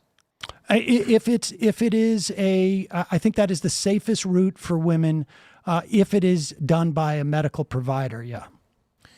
Elective. I asked elective, to be clear. Elective. Meaning no reason given, no medical issues, just a woman saying, you know what, I've carried this baby for 8.5 months and I've changed my mind.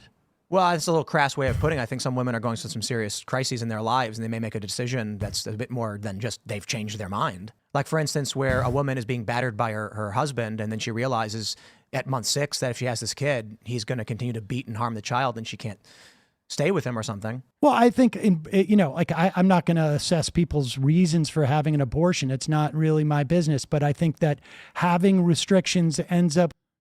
But morally speaking, just because the innovation is now easily accessible and available, does it make the act right? Yes. In regards to the morality, just because innovation is improved to the point that it is easily accessible and possible, does it mean the act is right? Yes. Yes. The answer is absolutely yes. What do you mean? What is the counter argument against this? Like, moving with the times? What are you saying? I treat abortions, medically induced miscarriages, in the same exact way that I treat any other medical procedure. I think that the medical innovation in this field is completely and utterly irrelevant, and I think that this decision should be left to the healthcare professionals and the patient themselves. I'm saying that diabetes and abortion are two different things. I'm saying that that's not correct. It's up to you to tell me why it's a different thing. They are both medical procedures that save the life of the carrier, that save the life of the person. Like, it's medical intervention that professionals have decided is the appropriate response. Not only is it that in circumstances most things are allowed, so yeah, you're right. Wait, what? Okay, so what, you conceded? I don't understand. All right, I guess cool. I don't know what you're arguing against. You just said I'm right, I think. Costing women's lives, and so I would, on balance, not have restrictions outside of, like, obviously, like, particularly as you get further into the pregnancy, requirements about medical certified medical providers. So let's say you have a scenario: a woman goes to a Planned Parenthood, 6 months pregnant, and she just says, I don't want to explain it, I just would like to get an abortion. Is that a... Can we leave diabetics out of this nonsense? Why? What are you, scared that the Republicans are going to start fucking denying you insulin? No. I think it's a perfectly apt and appropriate fucking like analogy in this circumstance. It's just like a readily accepted, have been for years. Okay, fair. We're not talking about fucking lack of Medicare for all or how expensive insulin is. We're talking about, like, we're talking about straight up, like, one party deciding, like, insulin is unconscionable, insulin is ungodly. She should be allowed. There should be just medical professionals who say, we're going to do it. We're not going to ask you why.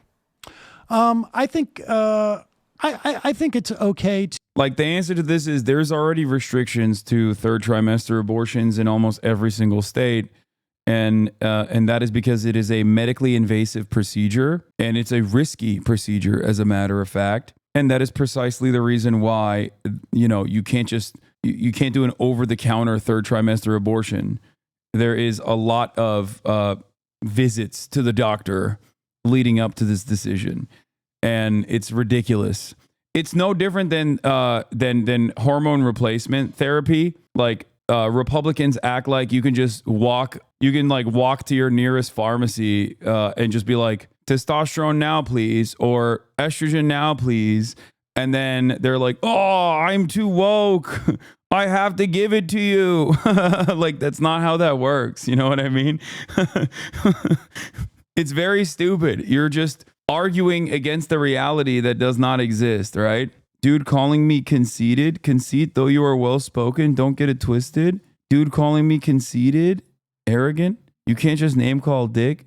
No, dude, I said you conceded. I didn't say, like, to concede. Like, you agreed with me, so I don't know why we should argue any further. You said I am right. What the fuck? Dude, oh my God, my fucking haters, man. What is happening, bro? What is that? Open the schools. Abolish homeschooling. Open the schools. We need to leave children behind. Okay, the No Child Left Behind policy failed. Okay, we need to leave children behind. Like, we need to keep them getting the education. Oh my God. To explore it and get a sense, as you would for any type of, like, medical procedure. What does that mean? Like, I think that there's an obligation within the context of, like, ethical practice of medicine to not just terminate a baby at 6 months without reason. Well, no, I'm not saying that they should adjudicate this, but I don't think that like necessarily medical providers are going to be just like, hop up here, we'll just do this right now. I mean, I think there are procedures in which they do it, but essentially as long as it's like sort of like, they're following, medical procedures. Like, I don't think that somebody can, walk in here at 6 months and say to you, like, can you get rid of my baby? And you're allowed to do it. No, but like, I'm just asking, like, should there be a time limit, like 16 weeks? I think that is, that endangers women too much. So the answer is no. I don't believe so. Yes. Any additional regulation or restriction brought about by the state endangers the life of the carrier that is making a oftentimes complicated medical decision with a medical provider. Okay? It's that simple. You are putting people's lives on the line for no fucking reason other than winning political brownie points with a tiny group of people that are very, very strong and overrepresented in the Republican Party's base of support. That's it. The overwhelming majority of Americans do not agree to this. So much so that state by state, they have refused to go along with these restrictions. They voted against these restrictions. They voted to preserve and protect at least Roe v. Wade in virtually every state where it's been on a ballot measure. Can speak from experience as the wife and I have been trying to have care after our miscarriage, and it's going on 2 months of doctor following laws and regulations. This was at 8 weeks and we still can't move on with our lives. Yeah. Being pro-life is the biggest virtue signaling group on the planet. Yeah, I mean, they're not pro-life. They're pro-forcing women to carry pregnancy is the term. They are anti-choice. They're not pro-life. They're anti-choice. Because if they were pro-life, there is a whole litany of different things that they'd be advocating for, like gun control, for example. Like, the average Republican is certainly not pro-life. They're pro-death more than they're pro-life. Let's be real. You got owned in the marketplace of delusion. It's true. I did. So, but that would create a circumstance, be it as rare as, it may be, but where there's like an 8-month abortion. It's conceivable. I mean, certainly in the 8th or 9th month. I mean, here's the thing. In the 8th or 9th month, you can, you may find that. Like, the overwhelming majority of third trimester abortions are being done, like damn near every single one are being done to people that have already chosen the fucking like baby crib. You know what I mean? To people that have already, to couples or to parents that have already like decided on a name for the child. This is a medical intervention. It is a medical necessity. Okay. And it is an invasive surgery. It is an invasive surgical procedure. Okay. 90% of abortions happen in the first trimester, and it's as uncomplicated as taking a pill. Okay. It's much simpler than you would think. But in the extreme rare instances of a third trimester abortion, I can't begin to explain to you how fucking rare this is. All right. This is a already psychologically traumatic experience because in virtually every single one of those cases, they want to carry the pregnancy to term. So you're basically shutting off or adding unnecessary complications to a family that have wanted to have the child, okay, and now can't have the child for one reason or another, usually some serious harm to the fucking carrier, or it's like stillbirth or some shit like that, okay? And they're trying to get this medical procedure, and now Republicans are like, sorry, we've decided like you can't do that. Okay, now you're fucking killing the carrier. You're killing a woman, okay? Why are they so obsessed with abortion? I'm from outside the U.S. Is it to make sure the white population does not reduce? I think a lot of it has to do with controlling what women can and can't do. I think it's like a way to try and like punish women into behaving in a more like tradcath way of life, only have sex to procreate, like do not have recreational sex, that type of shit. America is very puritanical, that's what it is. Hold on. Isn't it weird we have to debate about whether certain medical practices should be allowed just based on vibes? Yes, it is weird. It is fucking weird. It's really, really weird to me, at least. Like, Rainy draws a lot. Thank you for the 25, get the subs. I don't understand it. I think it is, to me, there is virtually no difference than like Republicans being like, oh, we've decided we're all Christian medicalists now. You know what I'm talking about? Like Christian scientists, Christian medicalists. that believe that you need to pray every fucking ailment away. Like if you have an illness, you just pray it away. You can't do like real medical intervention. And they've just like, if the 30% evangelical base within the Republican Party just like decided to lean in that direction, and then the Republican Party responded by nationalizing a Christian medicalist approach, and then started genuinely stopping the process of just like doctors operating. That is what this is. And it sounds fucking insane when I, make an analogy like this, but that is what's happening with abortion. That's what's happening with fucking trans care.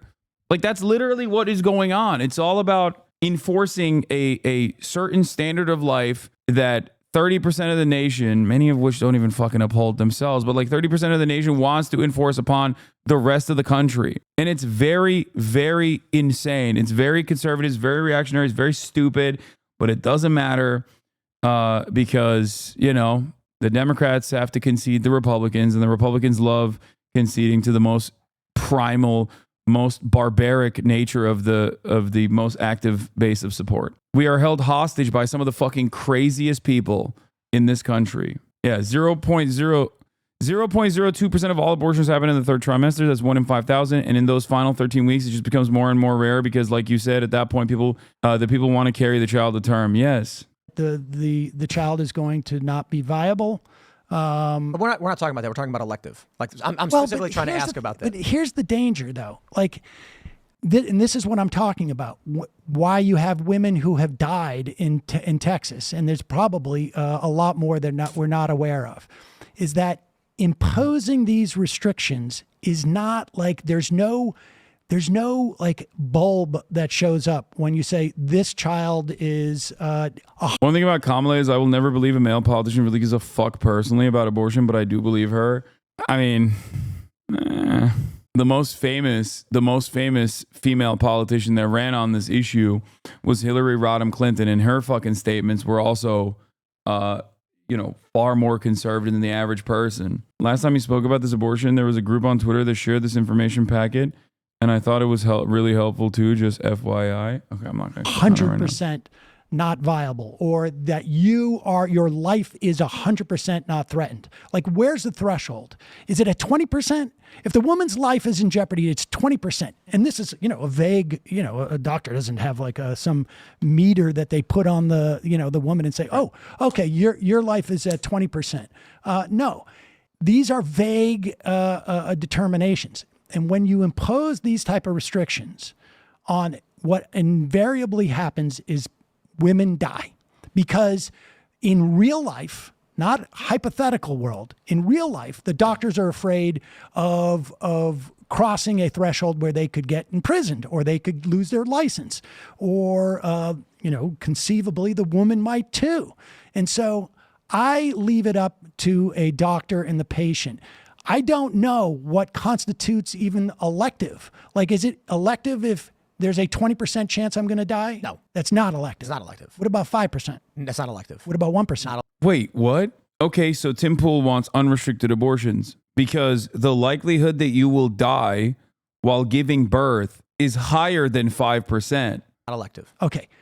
If it's, what's the percentage? Does he not realize that, oh my God, Tim Pool is so fucking devoid of pussy that he does not understand this? Like, dog, how have you never thought about this? Oh my God. Oh my fucking God. You just agreed with Sam that there is no, oh my God. Dog, he literally got someone pregnant before you.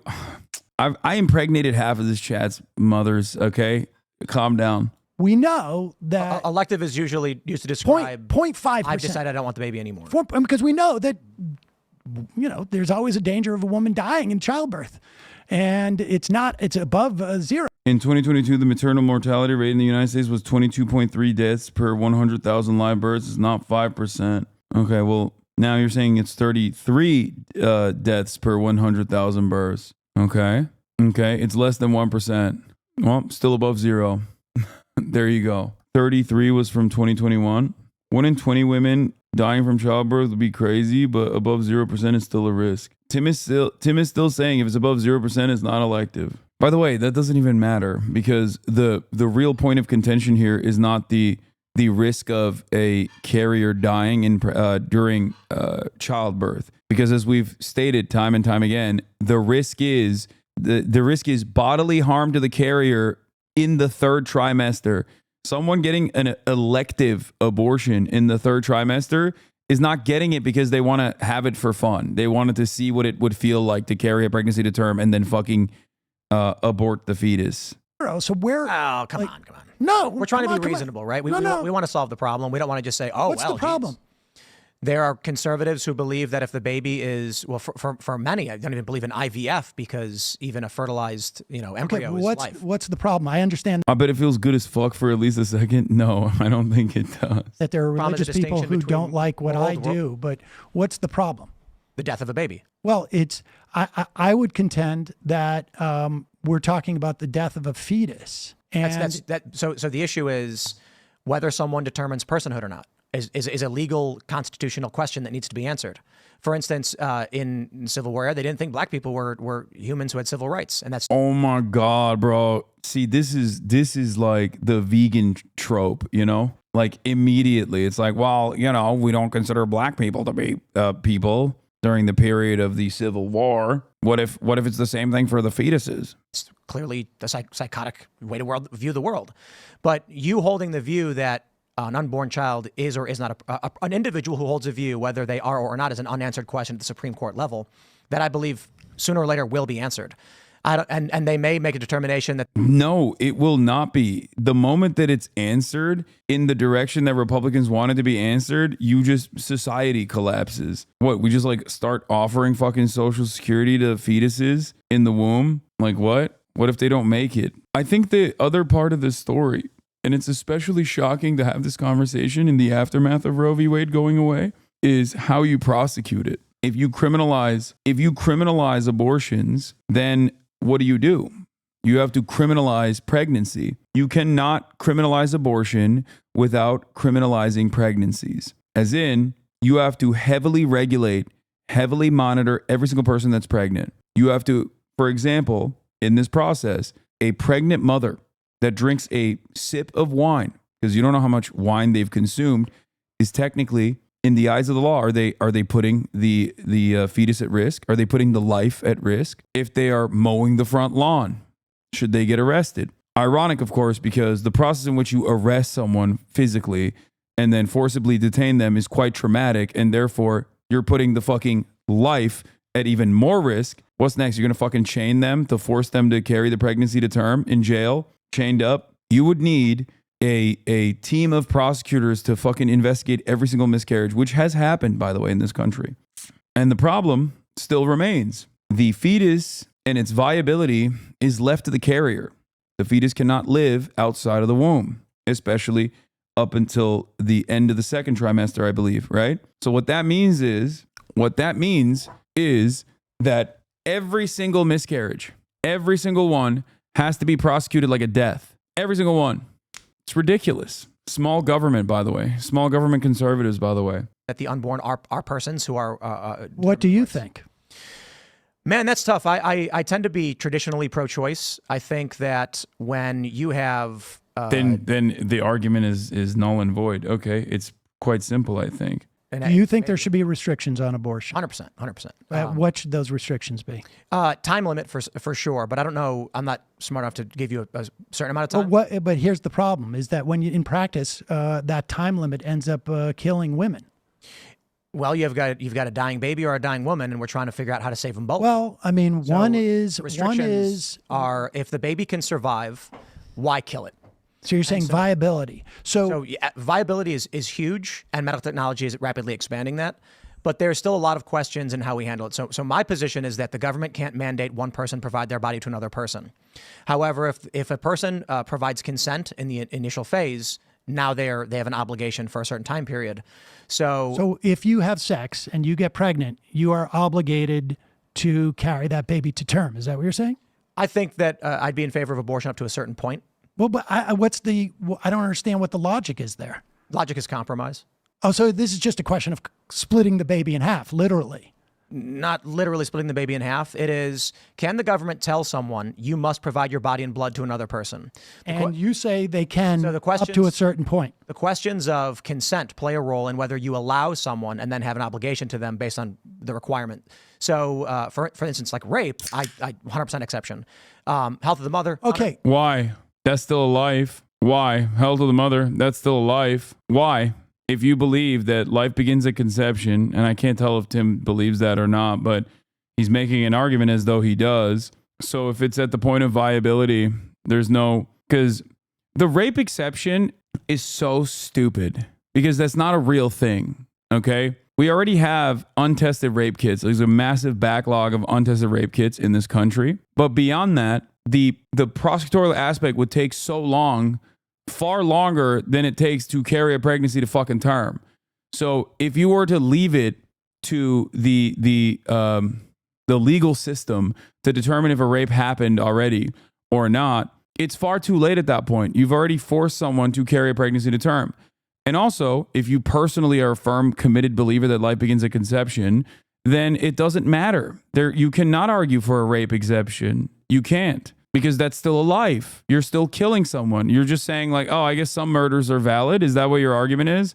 And if you think some murders are valid, then why not make that exception to virtually every murder at any point, especially considering the viability of the pregnancy or the carrier's life? 100% So exception. let's take rape. Yeah. The woman can choose Okay. What establishes rape? when a person does not consent. Okay. Great. Sam is going to walk him through the long and convoluted legal process in which determining a rape would take far longer than carrying a pregnancy to term. How rape is a criminal term, right? Indeed. So you need to go through the court case. Perhaps. Well, I mean, perhaps. Well, Like, can I come in and say I was raped and that's it? All I need to do is say I was raped. nope. Okay.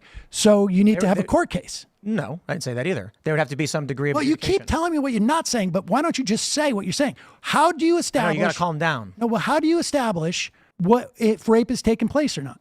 So there's rape kits, right? And we can check for abrasions. And a woman who was raped certainly would want to get a rape kit done, I'd imagine. Well, okay. First of all, But if you're there's- asking- we know for a fact if you're that a asking lot of for- hold on, we know for a fact that a lot of women don't seek rape kits for whatever reason because too they're bad. afraid to. Okay, so if you don't get a rape kit, We have responsibilities to ourselves and to others. And sometimes those choices are very difficult to make. so If just we're the talking existence about- of a rape kit will establish that rape has happened. Why do we need court cases to establish that rape has I happened? didn't say we did. I said no. Okay, so So a medical professional who assesses that a rape has occurred, I believe, is what if they go in largely too many sufficient. days after to get a rape kit? And then there's no evidence of rape taking place? Yeah. That would be a restriction. Okay, so who makes that adjudication? If a rape took place, Yeah. the person administering the rape kit. So we would put rape kit people who are administering this and look at the evidence. And do you think it's just like completely binary? Do you think like when you get a rape kit, like this person has definitely been raped or this person has definitely not been raped? I think that we're dealing with something outside of the simplicity of I can go to court. It takes 6 months to a year to figure something out, which means there's a compromise. How can we come to the best determination to make sure that women are not lying, which I assume would be exceedingly rare, and we're actually going after the criminals?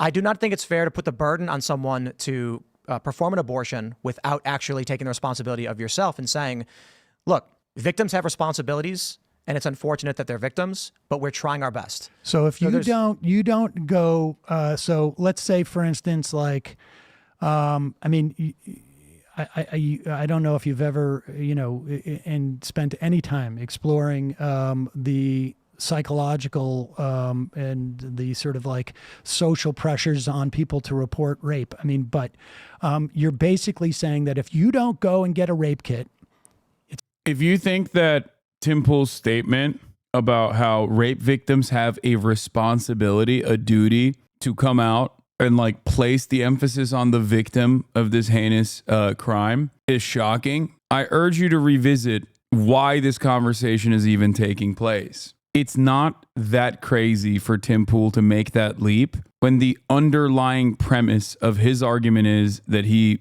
wants to create unnecessary hurdles that get in the way of women's bodily autonomy.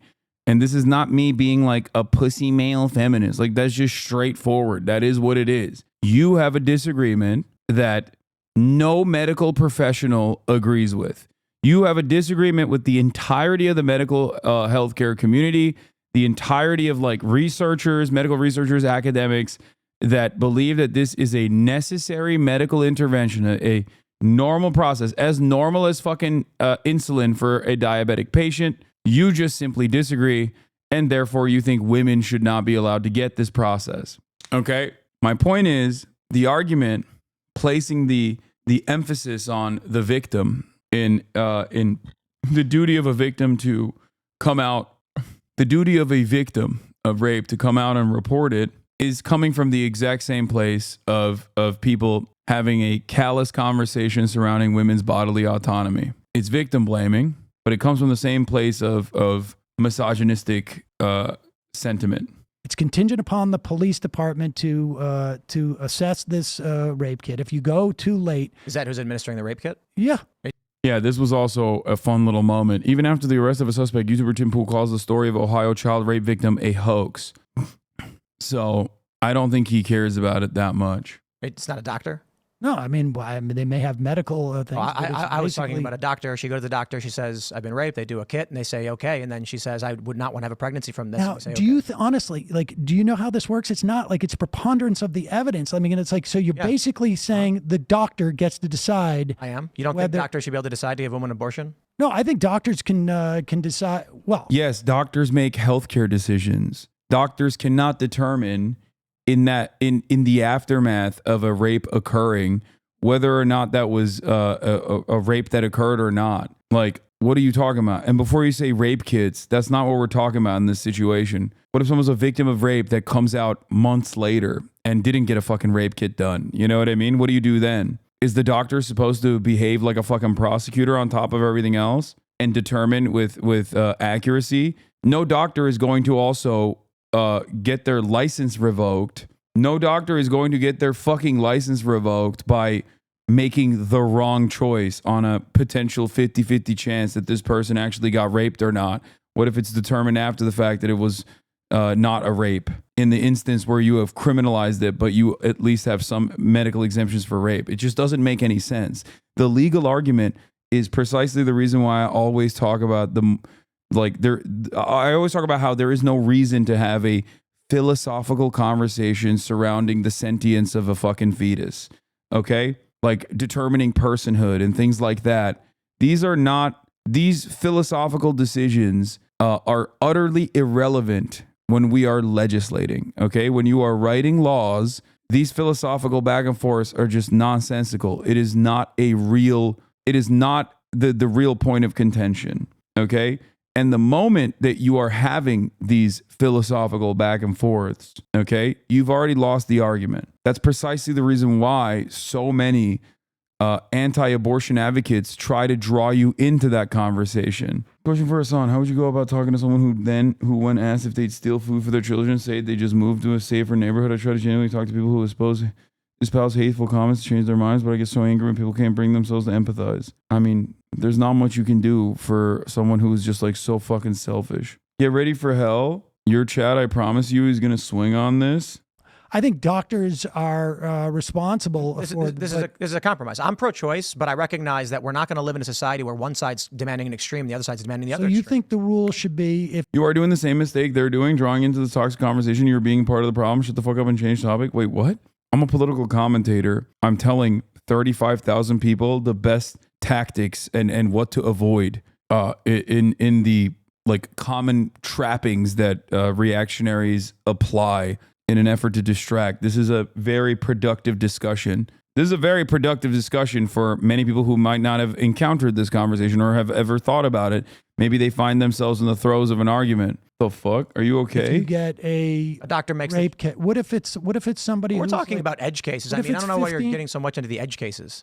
Well, I mean, how often does this even happen? how often do people go in and get an abortion at 8.5 months because Many. they feel like it? That's my point. Yeah, very, very few. Right. So why are you bringing it up? Well, because the people who you would create restrictions are going to cause Exceedingly rare and not even an issue. So then why would we have any restrictions whatsoever? Because what do you mean? So that babies at 8 months don't have their lives ended? Well, I mean, what if there are reasons for it? That's then requiring adjudication. But it's so exceedingly rare. You're arguing an edge case for a dramatic change. No, that's precisely why you don't legislate it, Tim. That's the whole point. That's the whole reason. Most states already have only medical exemption, and the ones that don't have it for this particular reason. You cannot get a fucking 8-month abortion that requires zero medical intervention, okay? That's not real. That is not a thing that happens.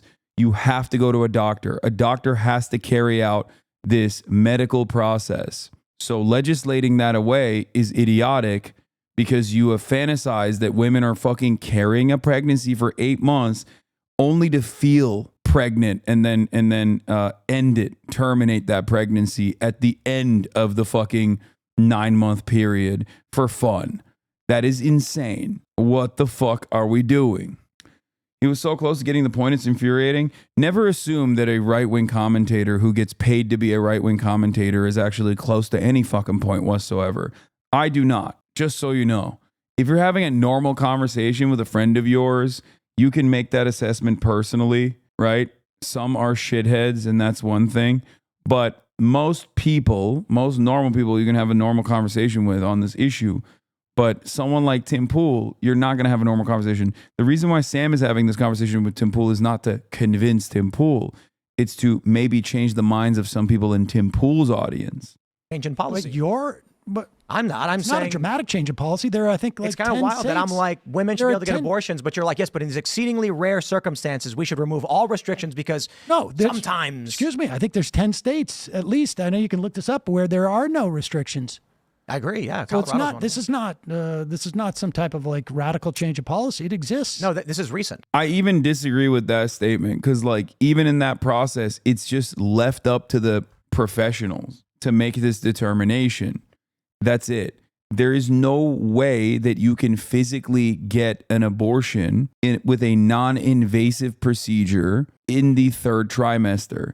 Therefore, the reason why there are no restrictions whatsoever is because there are no restrictions whatsoever because specifically there can never be there can never be a situation where you're just like taking a pill. It doesn't work that way. Yeah, it would be like asking the doctor to remove your appendix for fun. Not only is it super rare, but it's like a self-selecting process due to the severity and the complications of this medical intervention. After the end of Roe v. Wade, these are the restrictions that these changes started happening across the board. I mean, I can understand that. You agree with those states removing restrictions? Like I say, yes, because I think that's not Roe v. Wade. That's the end of Roe v. Oh, I said at least go back to Roe v. Wade.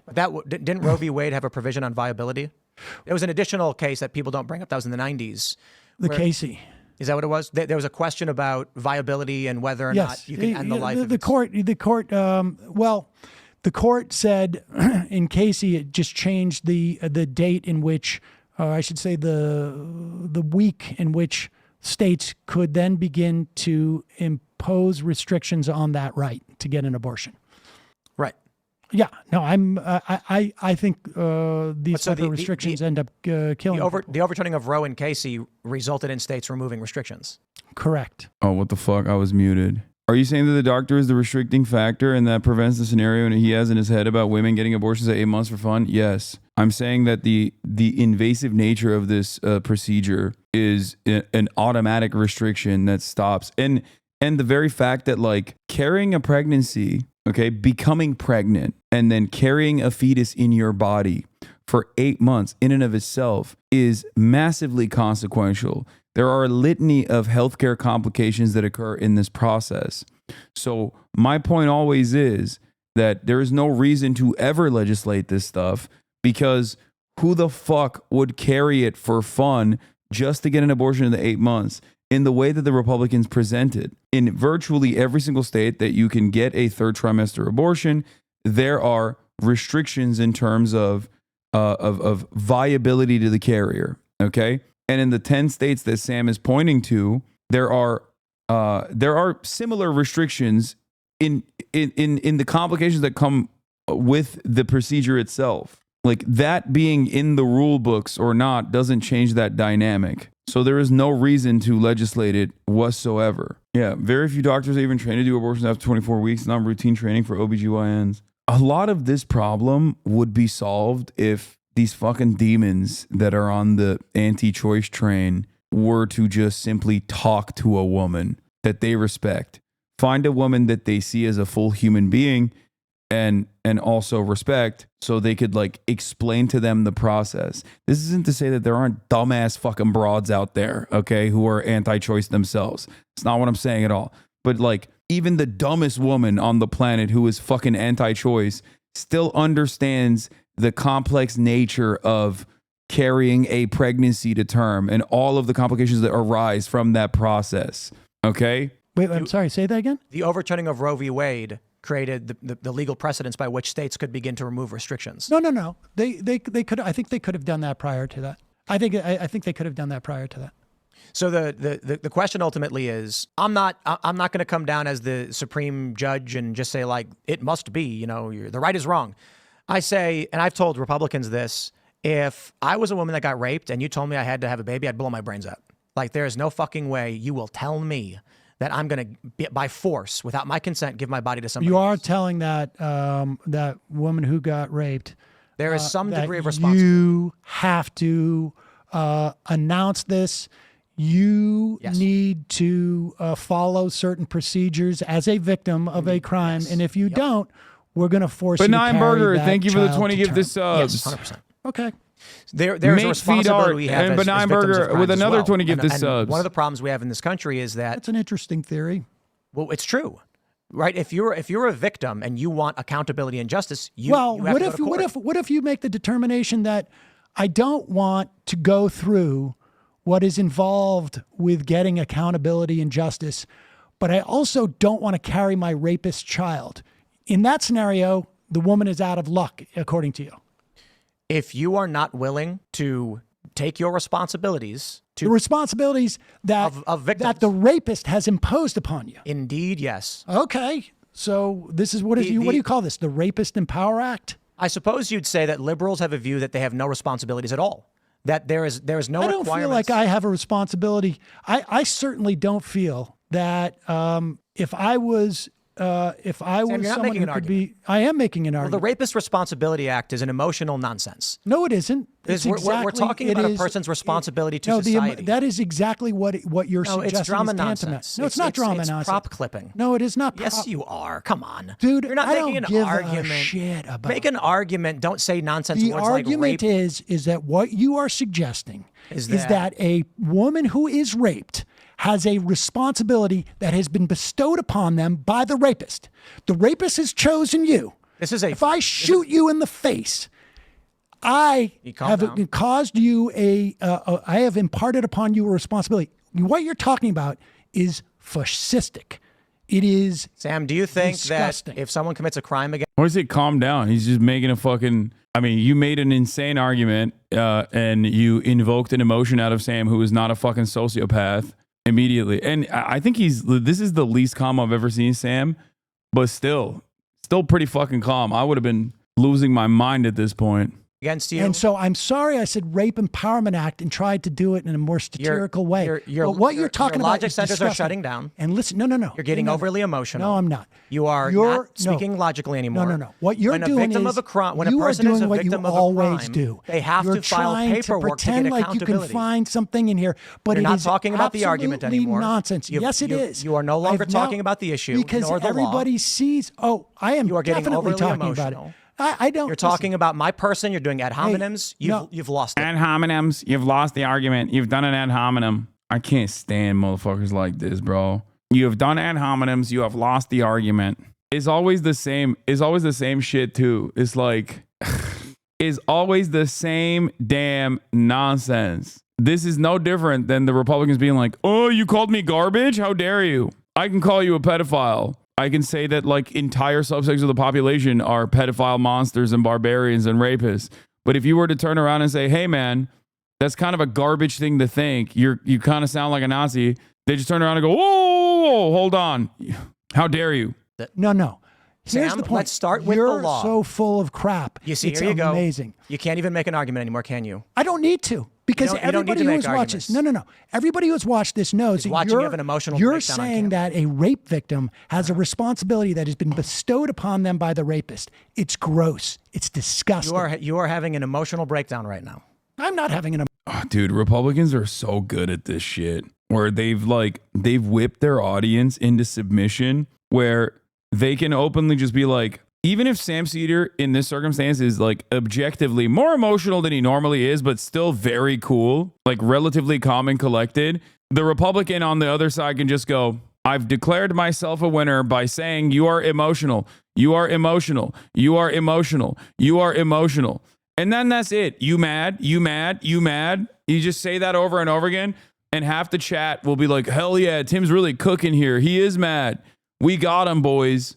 Emotional breakdown right now. Do you think the police I'm getting should be... You exercise want to wait? because You wanna- I'm thinking of here my we go. daughter. Here we and go. I'm thinking of my daughter. Here it is. And I'm thinking of the idea that a Sam. rapist could force her to Sam. do something Sam, that you're spiraling. No, You're I'm not spiraling. No. You're spiraling. Tim, You're not even afraid stopping talking. because you just You're not even found stopping out talking. You never You're gonna- think you're gonna- out you're gonna- anything you're gonna- that you we're gonna say, say something? and You're you're gonna- we're gonna upset talk, or are you gonna that I keep just talking about faced nonsense? you in front of all of your Are you audience. going to wait for... You're prop You clipping. rapist. You're prop... That's crazy. This is just, what the fuck did this turn into, man? I did not expect this to go this way. Holy moly, this shit is completely bricked. Completely bricked. Prop clipping, Empowerment Sam. Act. You're prop clipping. I don't even know what that means. Yes, you do. No, I don't. Yes, you do. You're What does prop it clipping mean? again. What is prop You're clipping? not arguing abortion anymore. What is prop clipping? You said, Tim, you're full of crap. You're not arguing abortion anymore. Because you disgust me. Oh, rape, blah, blah. You stopped You're arguing. saying you that a stopped rapist- arguing and you started doing performative garbage for the camera. No, I'm You not want to doing have performative you want to have a garbage. discussion, Sam? Dude, the best Do you wanna- part of do you this wanna have a discussion, was or are you gonna keep tying talking? you in knots about You the wanna have a idea discussion? that a rapist can force a woman. Here you go again. Going, Here you go again. You're making things up. I'm reiterating. You're prop clipping. I am reiterating. You're prop clipping. I am Sam, reiterating your You're position getting overly to me. emotional. You're getting heated. You're finger pointing. You're throwing slurs and name calling. You're What's the full. slur? Well, I forgive me. You're so full of crap. You disgust me. Blah. That's You- not an honestly, argument. You want to have I a gotta be discussion? honest with you. You want to have a discussion, or you're gonna have an emotional breakdown? You know what? I am going to continue with the so-called emotional breakdown because honestly, I think That's right, Sam. no. I honestly. Let's solve our problems by Sam I just honestly- freaking out and having emotional breakdowns on camera. I honestly think that like what on, you do Sam. is so damn. The reason why he's doing this, the reason why Tim's doing this is because he recognizes that he lost the argument. So he's just trying to like prime his audience into thinking that he actually has like some kind of victory here. When you lose the argument in its entirety, all you can do, when you lose the argument in its entirety, all you can fucking do is basically just say, oh, well, I got the other side to be emotional, therefore I won. damaging. Oh no! And this here he goes. whole notion that you, Broke. would allow It took 2 hours for and 40 race- minutes for you to break. Yeah, You this broke. whole Sam, Why are you, You keeping broke. me from talking? because you haven't If let you me talk think one I'm- time. Okay, go ahead. Okay, victims of crimes who want accountability have responsibilities. What if they don't want accountability? What if they don't want to put themselves on the stand and have to point And they out don't get that accountability. guy? Okay, but they have to carry the baby, right? According to you, If they don't want accountability, then this is then they have to carry the baby. This is reality. Say it.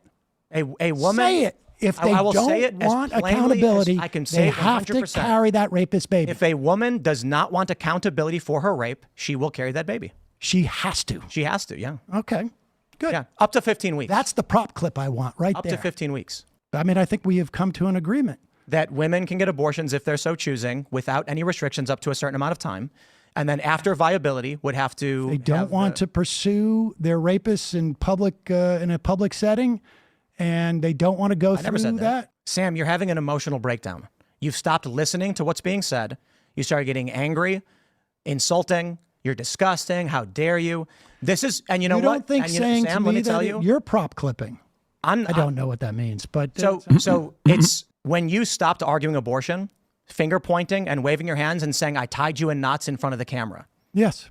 And this is why people don't invite you on their show. I don't give a shit. I know. I'll tell you something. That's why you don't This- get invited on shows, No, because I you don't care. care. I know you don't care. I'm not I saying don't you do. care. I honestly, like, This is... You start the show feeling, I don't want to talk politics. I want to talk about how you said mean things about me before. Oh, yeah. I wanted to get that. Oh, wait. Yeah, no, your not mean WWE things. politics. No.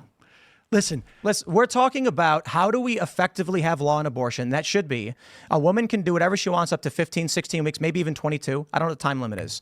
But if the baby is viable, there has to be accountability. There's something really gross about like hair.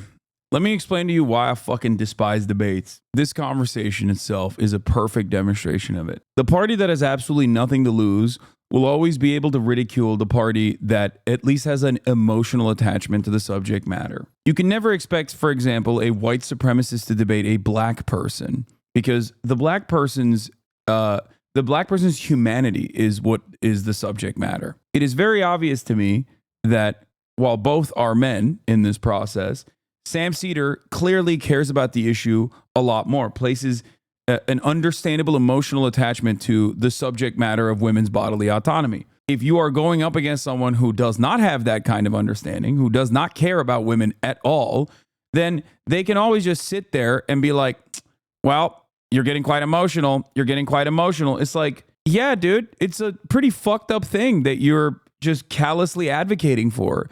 And you will never understand it. You will never understand it because you do not have the capacity to empathize with women.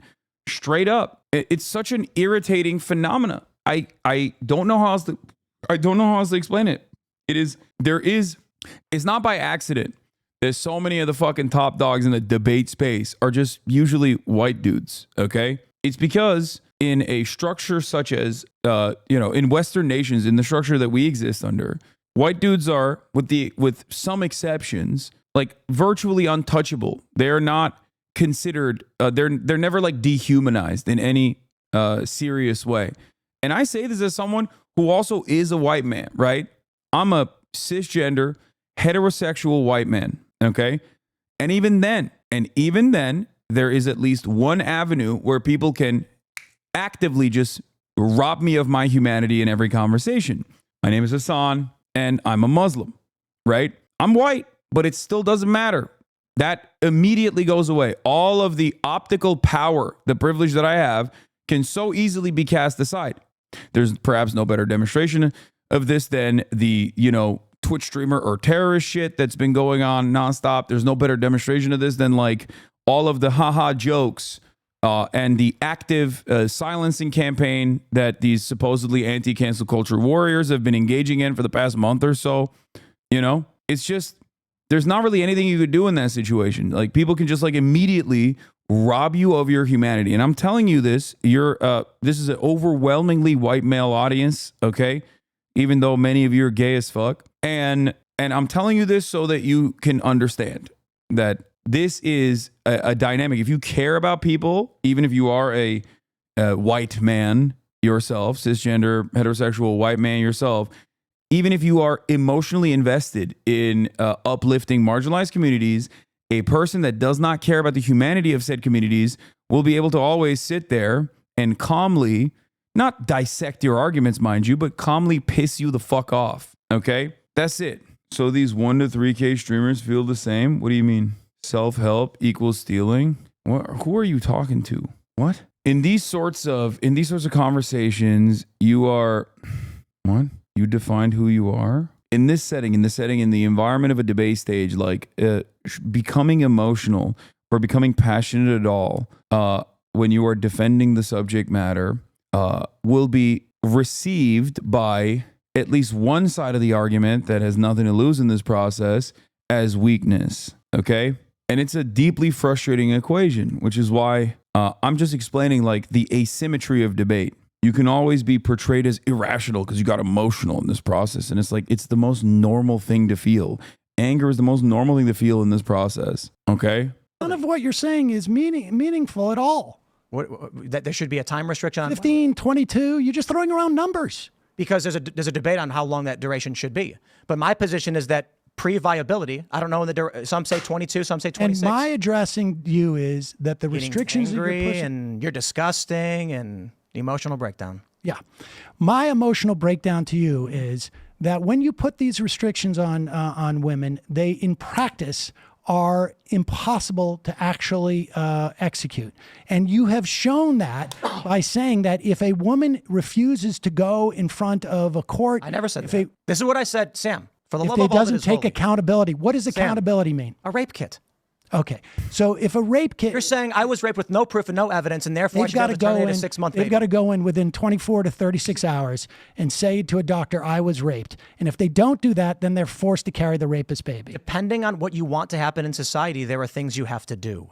Sometimes you may not want to have to do them, but this idea you have that people, what you're proposing is that the state should be able to enforce crimes against people without evidence. What? You want accountability, but you do not want I to go don't through want the accountability. No, he just doesn't. He doesn't believe your rape exemption holds water due to the complicated nature of the legal process in which you determine rape to be. You determine whether a rape occurred or not. You are also placing the burden on the victim, who may, due to a litany of different pressures, including but not limited to societal pressure, might not be comfortable coming out and getting a fucking rape kit. But once again, this is compounding on top of like it's the exact same principle. It's just like misogyny compounding on top of one another. It's like the conversation starting point is like I do not recognize the humanity of the carrier as anything but a vessel to deliver a child, and therefore I am going to have a conversation about what they can and can't do to their own bodies. And of course, if that's your worldview, then yeah, you are going to feel comfortable saying stuff like, yeah, a victim of rape, no matter what age, by the way, should have the responsibility to go and get a rape kit. Now, there's another world here where this does not need to happen. And that world is where there is no rape exemption, because there is no exemption. Like, he placed this rape exemption in the conversation. Tim Pool did. That's Tim Pool's argument. And now he's making it seem like Sam is on board with this exemption. Sam is only following the logical, the train of logic, the chain of logic to try to get Tim Pool to understand that this would be an unnecessary complication, an unnecessary hurdle that would compound additional harm on top of the carrier, who is a victim of rape in this process. I just don't want this woman to have to carry a rapist baby. Right. So this is very 5th grade, right? There is a legal system that exists. We have to work within a legal system because we have compromises and a social contract with other people. The idea that I can take action against another person without proper adjudication is fascistic. What we have to do is figure out what are the terms for each individual circumstance. Who's the other person you're talking about? So we're the baby. Oh, so you at 6 months. You consider a baby a person at 6 months. Viability. Let me ask you this. If Well, I consider a baby a person the whole time. a but fetus, a person the whole life time. begins at conception. But the Oh my God. Oh my God. Oh my God. No, you don't. Shut the fuck up. Okay, if life begins at conception, which, by the way, who says? Bro, you can't say, sorry, my argument, God, okay? You can't. Like, that's insane. That is such a fucking dumbass, backwards, barbaric way of operating, dude. What the fuck? Sorry, my source, Le Bible. Like, what the fuck is going on here? Even Ben knows not to make that argument, dude. What the fuck? Well, one, because he's an Orthodox Jew, and technically his religion does not say that. So there's that process. There's that problem for him. But the other reason why he doesn't make that argument, even though he's dick riding Christianity into fucking oblivion, is because he understands something that Tim does not, which is that most Americans, regardless of their, personal framework of religion, personal belief structure, still think that like making a legal argument and basing it off of a religious interpretation is fucking insane. This is not 1945 any longer. You cannot make this argument. It's fucking ridiculous. You can't just be like, yep, life begins at conception, and that's why this is what we have decided. This is what I've decided. This is why I will deny half of the fucking population its own goddamn rights. He thinks the baby is a person unless that baby is a woman. No. After the fetus is outside of the womb, it's over. Yeah.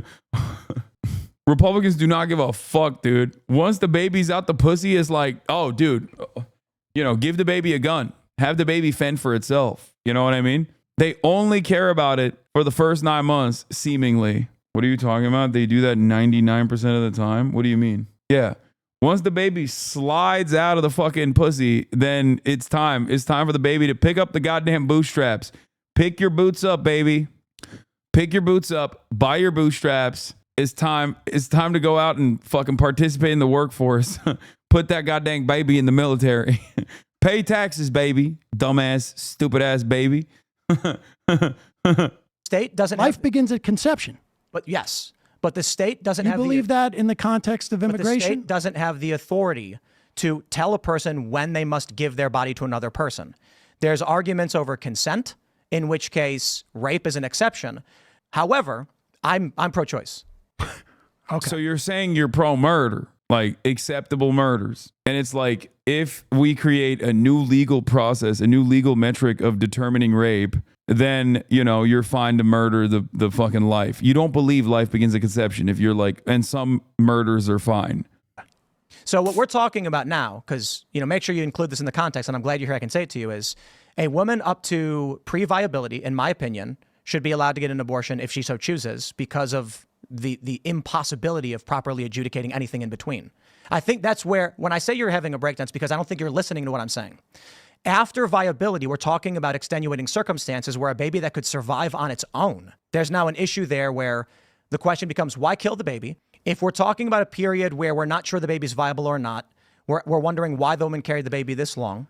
The issue is not so black and white for you to just say. Well, you're saying this is about viability, not time limit. Yeah, I'm. You keep traditional vacillating back and forth. Maybe you don't realize this, but there's completely. If you can't understand, I'll explain inconsistent, it to you. With it. What you're saying. week is viability? What week is viability? Yes, I it think varies. there's some debate about that. Agreed. My point is, I don't know the point at which we as a society will determine it's going to be 16 or 22 or 26. I'm not a scientist or a medical doctor. I agree. There's an issue where if the baby can survive on its own, there's no reason to kill it. Well, would you be in favor of a woman getting a C-section in 4 or 5 months just because she doesn't want to carry the baby anymore? If the baby can survive on its own, my position is typically the woman can make that choice as long as the baby's not being killed. But so what? Dude, okay. Tim Pool's technique is actually vicious. Okay, it's a new technique. It's called arguing every position at all times, both for and against. Okay, I think he's like issuing a smoke screen. Not even a smoke screen, a flashbang. He just says something and then says the exact opposite in the same 30-second window in an effort to basically confuse his interlocutor. Okay, he's like, what do you do with this? Like, that last thing that he just said makes no dang sense. He said he's not in favor of abortions if there's viability outside of the womb. That means it's a life. And then Sam directly asked him, okay, so if there's viability outside the womb at 4 to 5 months, you think a woman should forcibly have a C-section? And he's like, in that situation, it's up to the woman to kill the baby after the C-section. Like, just let the normal legislation run its course, dog. What the fuck are we talking about? If the baby can survive on its own, my position is typically the woman can make that choice as long as the baby's not being killed. What the fuck is that? What? He said all the positions. He said all the positions. He said all of it. I'm pro-choice. I'm pro-life. I'm anti-abortion. I'm pro-abortion. Bro, look at his face. I don't think he knows what he's saying. He's like, damn, I can't believe I came up with that on the spot. He's just yapping. What is happening? Please, I'm going to run this back. Okay, I need you to understand. Woman getting a C-section in 4 or 5 months just because she doesn't want to carry the baby anymore? If the baby can survive on its own, my position is typically the woman can make that choice as long as the baby's not being killed. Maybe he's saying something brilliant and I just am too stupid to understand. I don't know. You know what? That's what I'm going to go with. He's just saying something that like my tiny brain can't comprehend. But so you know how they perform abortions after that point? How they perform abortions after what? Like there's varying degrees of how abortions are performed. So Yes. the question I have is this. Let me put it this way. Like dilation and extraction? Are you talking about in terms of my position largely is we've got two real distinct worldviews on this one that are extreme ends. They neither agrees with each other. No, go back. Interrogate this. No, we need to examine what Tim Pool was saying right before he swapped the conversation back to like, oh, there's extremes on both sides. He's going back to comfortable territory. Okay. I need to examine Tim Pool's beanie. What does it mean? What the fuck was that? He said he's in favor. He said that a woman should be able to get a C-section and like forcibly extract the fetus as long as there's a viability outside the womb, but a woman can make the choice at that point as long as it doesn't kill the baby. What does that mean? He was trying to say that the woman can choose a C-section or carry to term, but the baby can't be killed. Oh, he's saying that like, yeah, you can carry the pregnancy to term or get a C-section to extract the fetus out. Okay. That is an incredibly invasive medical procedure. That's a more invasive medical procedure than the normal process of like dilution and extraction. So that's still insane. Yeah, we need to cut the woman and put a fucking 50-50 shot at the baby surviving the process. Yeah, sorry. I know we chopped your shit up, but like, Tim Pool decided that that's the best way to go forward. Fuck the doctors on this, okay? I'm pro-choice, by the way. If she dies, she dies. Trying to navigate in between to get people to be like, look, there's got to be some standard. Dude, these are the ideas behind anti-abortion are primarily religious fundamentalism. And it is about maintaining a gender hierarchy. And the idea that you can negotiate, you're basically taking Hillary Clinton's position from 2004. Probably. And it doesn't work that way. The fundamentalists who are pushing this ideology, and it's largely fundamentalists, and if not directly, certainly downstream from a religious fundamentalism, they're not interested in your compromise. It is, and the proof of it is not interested in yours. I'm not compromising. The proof of it is after 50 years, there was a compromise. It was Casey, exactly what you're talking about, which is why when you asked me at the beginning, I said, at the very least, go back to Roe v. Wade and maintain those protections. But that equilibrium was not enough for the right-wing Republican Party. And so, therefore, that's where we're at now. That's the end of story. And now we have states with no restrictions, and we have states with absolute restrictions. There was a compromise, and the right wing in this country did not want it. That's it. That's why this is a debate. And you have an individual right that has cost the lives of multiple women across the country. It is increased infant mortality, like I said, at least in Texas, by 15%. And it's... I think it also, and I think it's much harder to measure this, but it subjugates women in this country because it basically says you have less rights to have bodily autonomy, and that's just the beginning. Yeah, I agree with that one. Yeah, if as I stated, if I was a woman and I was raped and I was forced to carry the baby, I'd blow my brains out. And so that's why I say up to a certain point, I'm pro-choice. To a certain time period, because I agree. After the baby can live on its own, I don't understand why you kill it. If there was a way to have the type of restrictions you're talking and have a child be viable, outside of the womb and all of this, but in reality, that's not the way it works. These things don't work the way that you're talking about. The rape exceptions, and you're gonna to be fair, this issue is the razor's edge. There's no middle. It's one side or the other. It has to be in the way that it is in practice, and frankly, but these are religious fundamentalists, and they're not going to stop. They're not going to stop with abortion. They will come for IVF, of course they will. I would also make the argument that I don't think the left will stop with their ideology either. Both are going to. I think. I mean, listen. You started this by saying Obama didn't even in case Roe v. Wade in statute. I mean, the left. My issue with that was Democrats and Republicans both will argue they're for something, but then use it as a wedge issue. The left was essentially, as a political matter, was fine with Roe v. Wade and Casey, for that matter. I mean, to the extent that there was any talk about abortion rights amongst Democrats and the left, it was to lock it in because the right is coming for this right.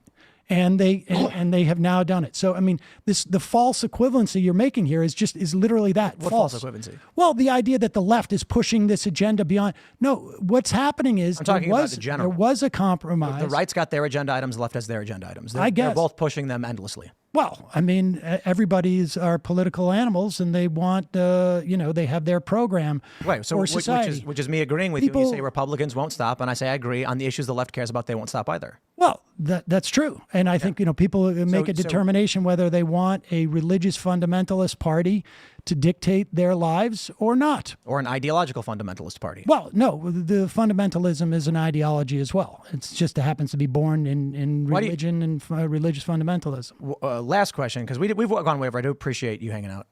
Why do you think it is so many former liberals are now leaving the left? I mean, people switch parties and ideologies. Not happening the other way around. Is that right? Yeah. Well, wait, what? That's like partially why Joe Biden won. Like, I mean, they're not like those people are not necessarily like leaving the right, but they're just not voting for the Republican candidate. This is the part that Uncle Jank was attacking Sam on Twitter for. Right-wing pundit who joined a liberal network like Anna Kasparian announcing she's leaving the left. You know what I mean? Or Dave Rubin. I mean, listen, if you want to say that these are like the intellectual pillars of... No, certainly not. I'm saying something's causing an emotional rift that makes people not want to be on the left anymore. Man, last question. Is Ukraine the worst enemy of America or the world? Ukraine is the greatest enemy of mankind. It's funny when he just when he does like the little baby slam on the table too. He's like, Ukraine is the greatest enemy of mankind. We have to apologize to Russia. How dare they? How dare we? Yeah. Let me crack my knuckles and talk about how people are leaving the left and joining the right. It's called money. It is infinitely easier and probably way more welcoming and more rewarding to have an audience of dumb fucks that love you for saying the right things. Okay? If you do not have firmly held convictions that are born out of empathy, and that if you are not willing to take a metric ton of shit, both from the right and also in many instances from people who you thought were your allies, or even directly from the marginalized communities that you speak in defense of, you're not going to have a good time on the left, okay? Because the left, there's nothing the left loves more than shitting on each other, okay? Nothing at all. I have been called a transphobe by trans people in the past. I have been called a white supremacist by black people in the past. I've been called not sufficiently pro-Palestinian by pro-Palestinian people in the past. I've been called a misogynist by women. I have been called everything. And yet, here I stand before you, still unchanged, unyielding, not changing my perspective even a little bit, because I do not advocate for the civil rights and liberties of marginalized people because I want them to like me. I'm doing it because it's right. Okay? That's how it works. That's what it is. And I think that a lot of people, after years and years and years of doing this, sometimes get annoyed and want to go the more comfortable route. Maybe want to get loved by people, welcomed by people. And the right will always welcome you, no matter what your background is. You can be a Haitian dude, and as long as you are a white supremacist, they'll say you eat cats and dogs, but they'll still welcome you with open arms while you are engaging in the process of doing white supremacist talking points. Okay? And most recently, a terrorist and an anti-Semite. Yeah, that too. Do you think the right would actually welcome Muslim participants? They absolutely would not. Andrew Tate and Sneeko are two recent revert additions to the right. They are both Muslim. And yes, they are not just right-wing, they are far-right. Okay? The right likes a good token, so yes, if you're famous enough, they will accept you. What you described is my issue with the Muslim imams, etc., that endorsed Trump the other day, and then the message that the old Giuliani dude says that terribly inhumane shit about Palestinians and Arabs alike is clear proof they don't give a fuck. Well, I can't speak on the personal ambitions and motivations of like the imams that were hyping up Donald Trump. I would never do such a thing. I think it's fucking gross. Why did I look it up and it says that Andrew Tate faked his conversion to Islam for business in Dubai? That's so funny. I didn't even know that was the case. Does Chat honestly think the right wouldn't accept you with open arms if you joined the grift? I think it would take some time. But, I mean, look at it this way, dude. Here, I'll give you an example that is like kind of drama, but like it'll help you understand this. Every single person that now is riding with Ethan Klein, every single one of them, from Keemstar to all of these like actual fucking neo-Nazi shitheads, and also even Destiny himself, used to make fun of him all the time. They've called him heinous shit. They've ruined his fucking life. They've made up insane conspiracies about him, right? And now they're all riding for him. Why? Because he has set his crosshairs on an enemy that they despise even more than Ethan. For the switch to like being right wing in one, not even across the board, because I'm not saying that Ethan's like right wing across the board at all, but even a switch in one fucking point is enough for people to be like, dude, you're so based. You're so fucking based. That's it. That's all it takes. That's what I'm saying. It's just like all it takes is for someone to, even on one issue alone, attack one of their perceived enemies. Okay? Claiming imams supported Trump as such a libtag is literally two anti-Houthi, anti-Iran local preachers. What? No, I didn't say that like I didn't say that like imams were across the board fucking promoting Donald Trump. That chatter asked me about the imams that did, and I'm saying I don't know what their fucking personal motivations are, but I would never do such a thing. I think it's like fucking stupid to do that. Seen the video where they call Ethan basically a useful idiot and how D's crew don't care about anti-Semitism or are only saying it they do to attack you? I haven't seen that video, but it's not shocking to me that it exists. I mean, yeah, these are people who fucking despise Ethan for the longest fucking time. And, you know, now they seemingly love him. And they'll continue to show support as long as he continues to attack me. But the moment he turns back to, you know, someone who's being transphobic and starts calling them out, they're going to fucking relapse and be like, fuck you. Has your live always had this intended for specific audiences? Pop-up warning? Yeah, that's a new thing. They're doing like content warnings if you're talking about politics, which I am, so I think it's valid. They were talking about your Ukraine takes. Did you see the show today? How could I have seen the show today, brother or sister? I'm live. And even if I wasn't, I wouldn't be watching. But I suspect that he'll slowly walk from Ukraine inevitably back to me buying a house eventually. We've moved back to like 2022 era smears, and eventually he'll get to 2021 and he'll be like, remember when he bought a car? Fucking fake socialist. And then all the way back to 2019 and be like, remember when he said America deserved 9/11? That shit was fucked up. They brought a Ukrainian woman in a bunch of clips from 4 years ago out of context, very bad faith. Yeah, I did. I bought a car too. Well, I leased it. Do you have a comment for us to why your community is saying they will vote for Trump? I mean,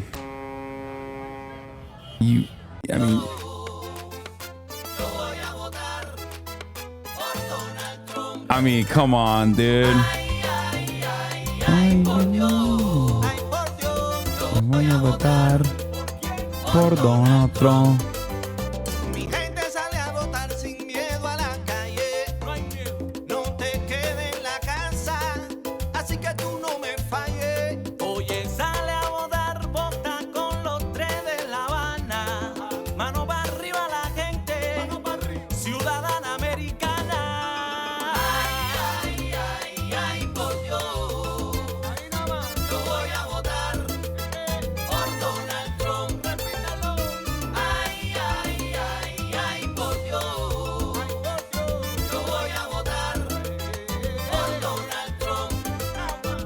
That's it. That's all I gotta say, baby. Ain't nothing else. You know what I'm saying? It is pretty funny that you guys are we're watching this shit, but like low key, some dumb fuck is gonna clip this and then and then I'm gonna see this on like every fucking subreddit being like, Hasan is urging people to go out and vote for Donald Trump. You know what I mean? We can't even have fun anymore, you know? Anyway, I got here because we were looking at the fucking right-wing grift. Listen, let's finish this. If you want to say that these are like the intellectual pillars of... No, certainly not. I'm saying something's causing an emotional rift that makes people not want to be on the left anymore. Well, I would suggest it's probably cash. I mean, You think like Anna you said, Kasparian wanted money? she said as much as far as I know in the past on TYT. She said she would make more money by being not leftist? I don't know if she said that. But I know that... Wait, that's objectively a correct position. Like, not ascribing that to Anna Kasparian directly, but like saying that like you would make more money as a right winger is correct. Like that's correct. That is factually accurate. And I'm sure Anna has even said that in the past as well. Like, because it is correct. It is a much more comfortable territory to be a part of. You get unimaginable institutional protection unless you are literally straightforward, like recreating. I mean, dude, you know what actually? You know what? Steven Crowder recreated the George Floyd execution to like belittle it and minimize it and make fun of it. He does like racist ass fucking skits on a regular basis. He's not even fucking funny. He's not even charismatic. And Daily Wire still wanted to give him a $50 million contract. Like there's virtually nothing you can do. I guess the one thing you can't do is just like be anti-Israel. That's like pretty much it. You can be anti-Semitic, but you can't be anti-Israel for the right. Because like, it's not like Candace Owens wasn't fucking anti-Semitic when she got a job at the Daily Wire. She was. She literally fucking got a job at the Daily Wire. And she was like saying Hitler wanted to make Germany great. You know, it's not like fucking Ben Shapiro didn't know that when they hired her. They just didn't care. The thing that you can't do is just like be anti-Israel. I think that's it. Or just like openly be a Nazi. I think those are the two things that like get you actual penalties on the right. But beyond that, like you can make inferences, you can literally act, you can say 99% of the Nazi shit. Anna is anti-Israel though. Yeah, that's true. Anna is anti-Israel. On her... The only reason, for the record, the only reason why like the right doesn't like open overt Nazi rhetoric is because it fucks up the bag for them. Like they would not give a shit about Nazi rhetoric if Americans weren't primed, if Americans weren't like openly primed into, thankfully, hating Nazis. Like it is not, being a Nazi is like treated as an objectively bad thing in this country. That's like, thank God, it's like one of the last things. So that's the only reason why I think like right wingers don't like the term Nazi, because people will, you know, then people will start catching on that your opinions are so close to Nazis, you know? Ann Coulter regarding tweets regarding Jews, awful, nonsensical. Ann Coulter is also super pro-Israel and has always been so. So I won't lose sleep. Show on TYT, they have she's complained about not making money. I don't know why she's still on TYT. Like, aren't they going to lose members who are progressives? I got to be honest with you, I don't really pay that much attention to like showbiz. Like, where's a big right-wing pundit who joined a liberal network like Anna Kasparian announcing she's leaving? Sam is absolutely right. Anna has said that on Michael Brooks' show talking about Dave Rubin. Here it is. Yeah, it's not shocking because it's correct. I made it abundantly clear it's very unlikely that any of us are going to get paid millions of dollars. And he was doing this 30-minute-a-week show, which I thought was fine. It didn't seem to me that he really cared too much about politics. Right. The person behind that show who really made it happen was his husband, who... Like, I love that guy. I mean, I haven't talked to him. I'm sure he doesn't have great thoughts about me, but he was a very hard worker. He was very smart, and he was... Rest in power, Michael Jamal Brooks. Yeah, I don't know what, like, Anna's personal motivations are in like, how her perspective is shifted on a lot of these issues. I suspect it's probably from, like, again, 20 years of advocacy on the left, on the progressive left, and like constantly getting shitted on by the left, that and maybe like a traumatic incident that probably changed her framework on one particular issue that everybody harped on. And then once you let that reactionary demon in your mind, it's a scary thing. It just like starts overtaking everything else, you know? Like, I think originally it was like crime and crime panic narrative that completely captured her attention. And then people were very annoyed with her for that. And then a lot of the trans panic stuff like also snuck in there. And then people were very mad at her for that as well. And now, wait, hold on. Majority Report tries very hard not to comment on TYT when people bring them up. Yeah, I only bring up TYT to defend Unc. That's my Unc, dude. At this point, Sam Cedars is a gross liar. Anna never says she wants to leave the left for money. When he's pressed on it, he claims ignorance. Then why did you lie about it? We've lost subscribers and money because we acted at a principle, something Sam wouldn't understand. I hate to see Unc on Unc violence like this. Here she talked about why. I don't really care. What is this? As someone on the inside with direct knowledge, I can assure you that Jenk is wrong and Sam Cedar is an absolute expert in losing money out of principle. Lol. Yeah. Like I don't think it's like grifting necessarily. Like I think Jenk is genuine. I think he genuinely believes the things he says. And I say this as someone who talks to him personally and in private. You know what I mean? Do with that information what you will. Like I disagree with him certainly, but he is very similar to myself. He's like stubborn to a fault, which I think can be annoying at times when if you don't have the right mindset in your analysis on certain issues. All I'm saying is Janksgiving is going to go hard this year, dude. I just got to notice that I'm watching a stream of political content and I can change my content preference. Thanks, Twitch, I guess. Like you and nuclear energy? No, I'm much more receptive to nuclear energy. That's crazy. That's an insane thing to say. I just like openly recognize that I'm a Luddite and probably in the wrong with my assessment of nuclear energy than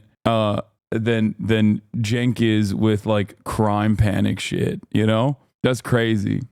Anna gave Matt Walsh props. Ew. That's gross. Under no condition do you have to hand it to ISIS, okay? There is no circumstance where you have to hand it to ISIS, the Nazis, or Matt Walsh. That is unacceptable, okay? Wait, oh shit. I forgot this is my fucking playlist. All right, we're moving on from this shit after 6 hours and 39 minutes.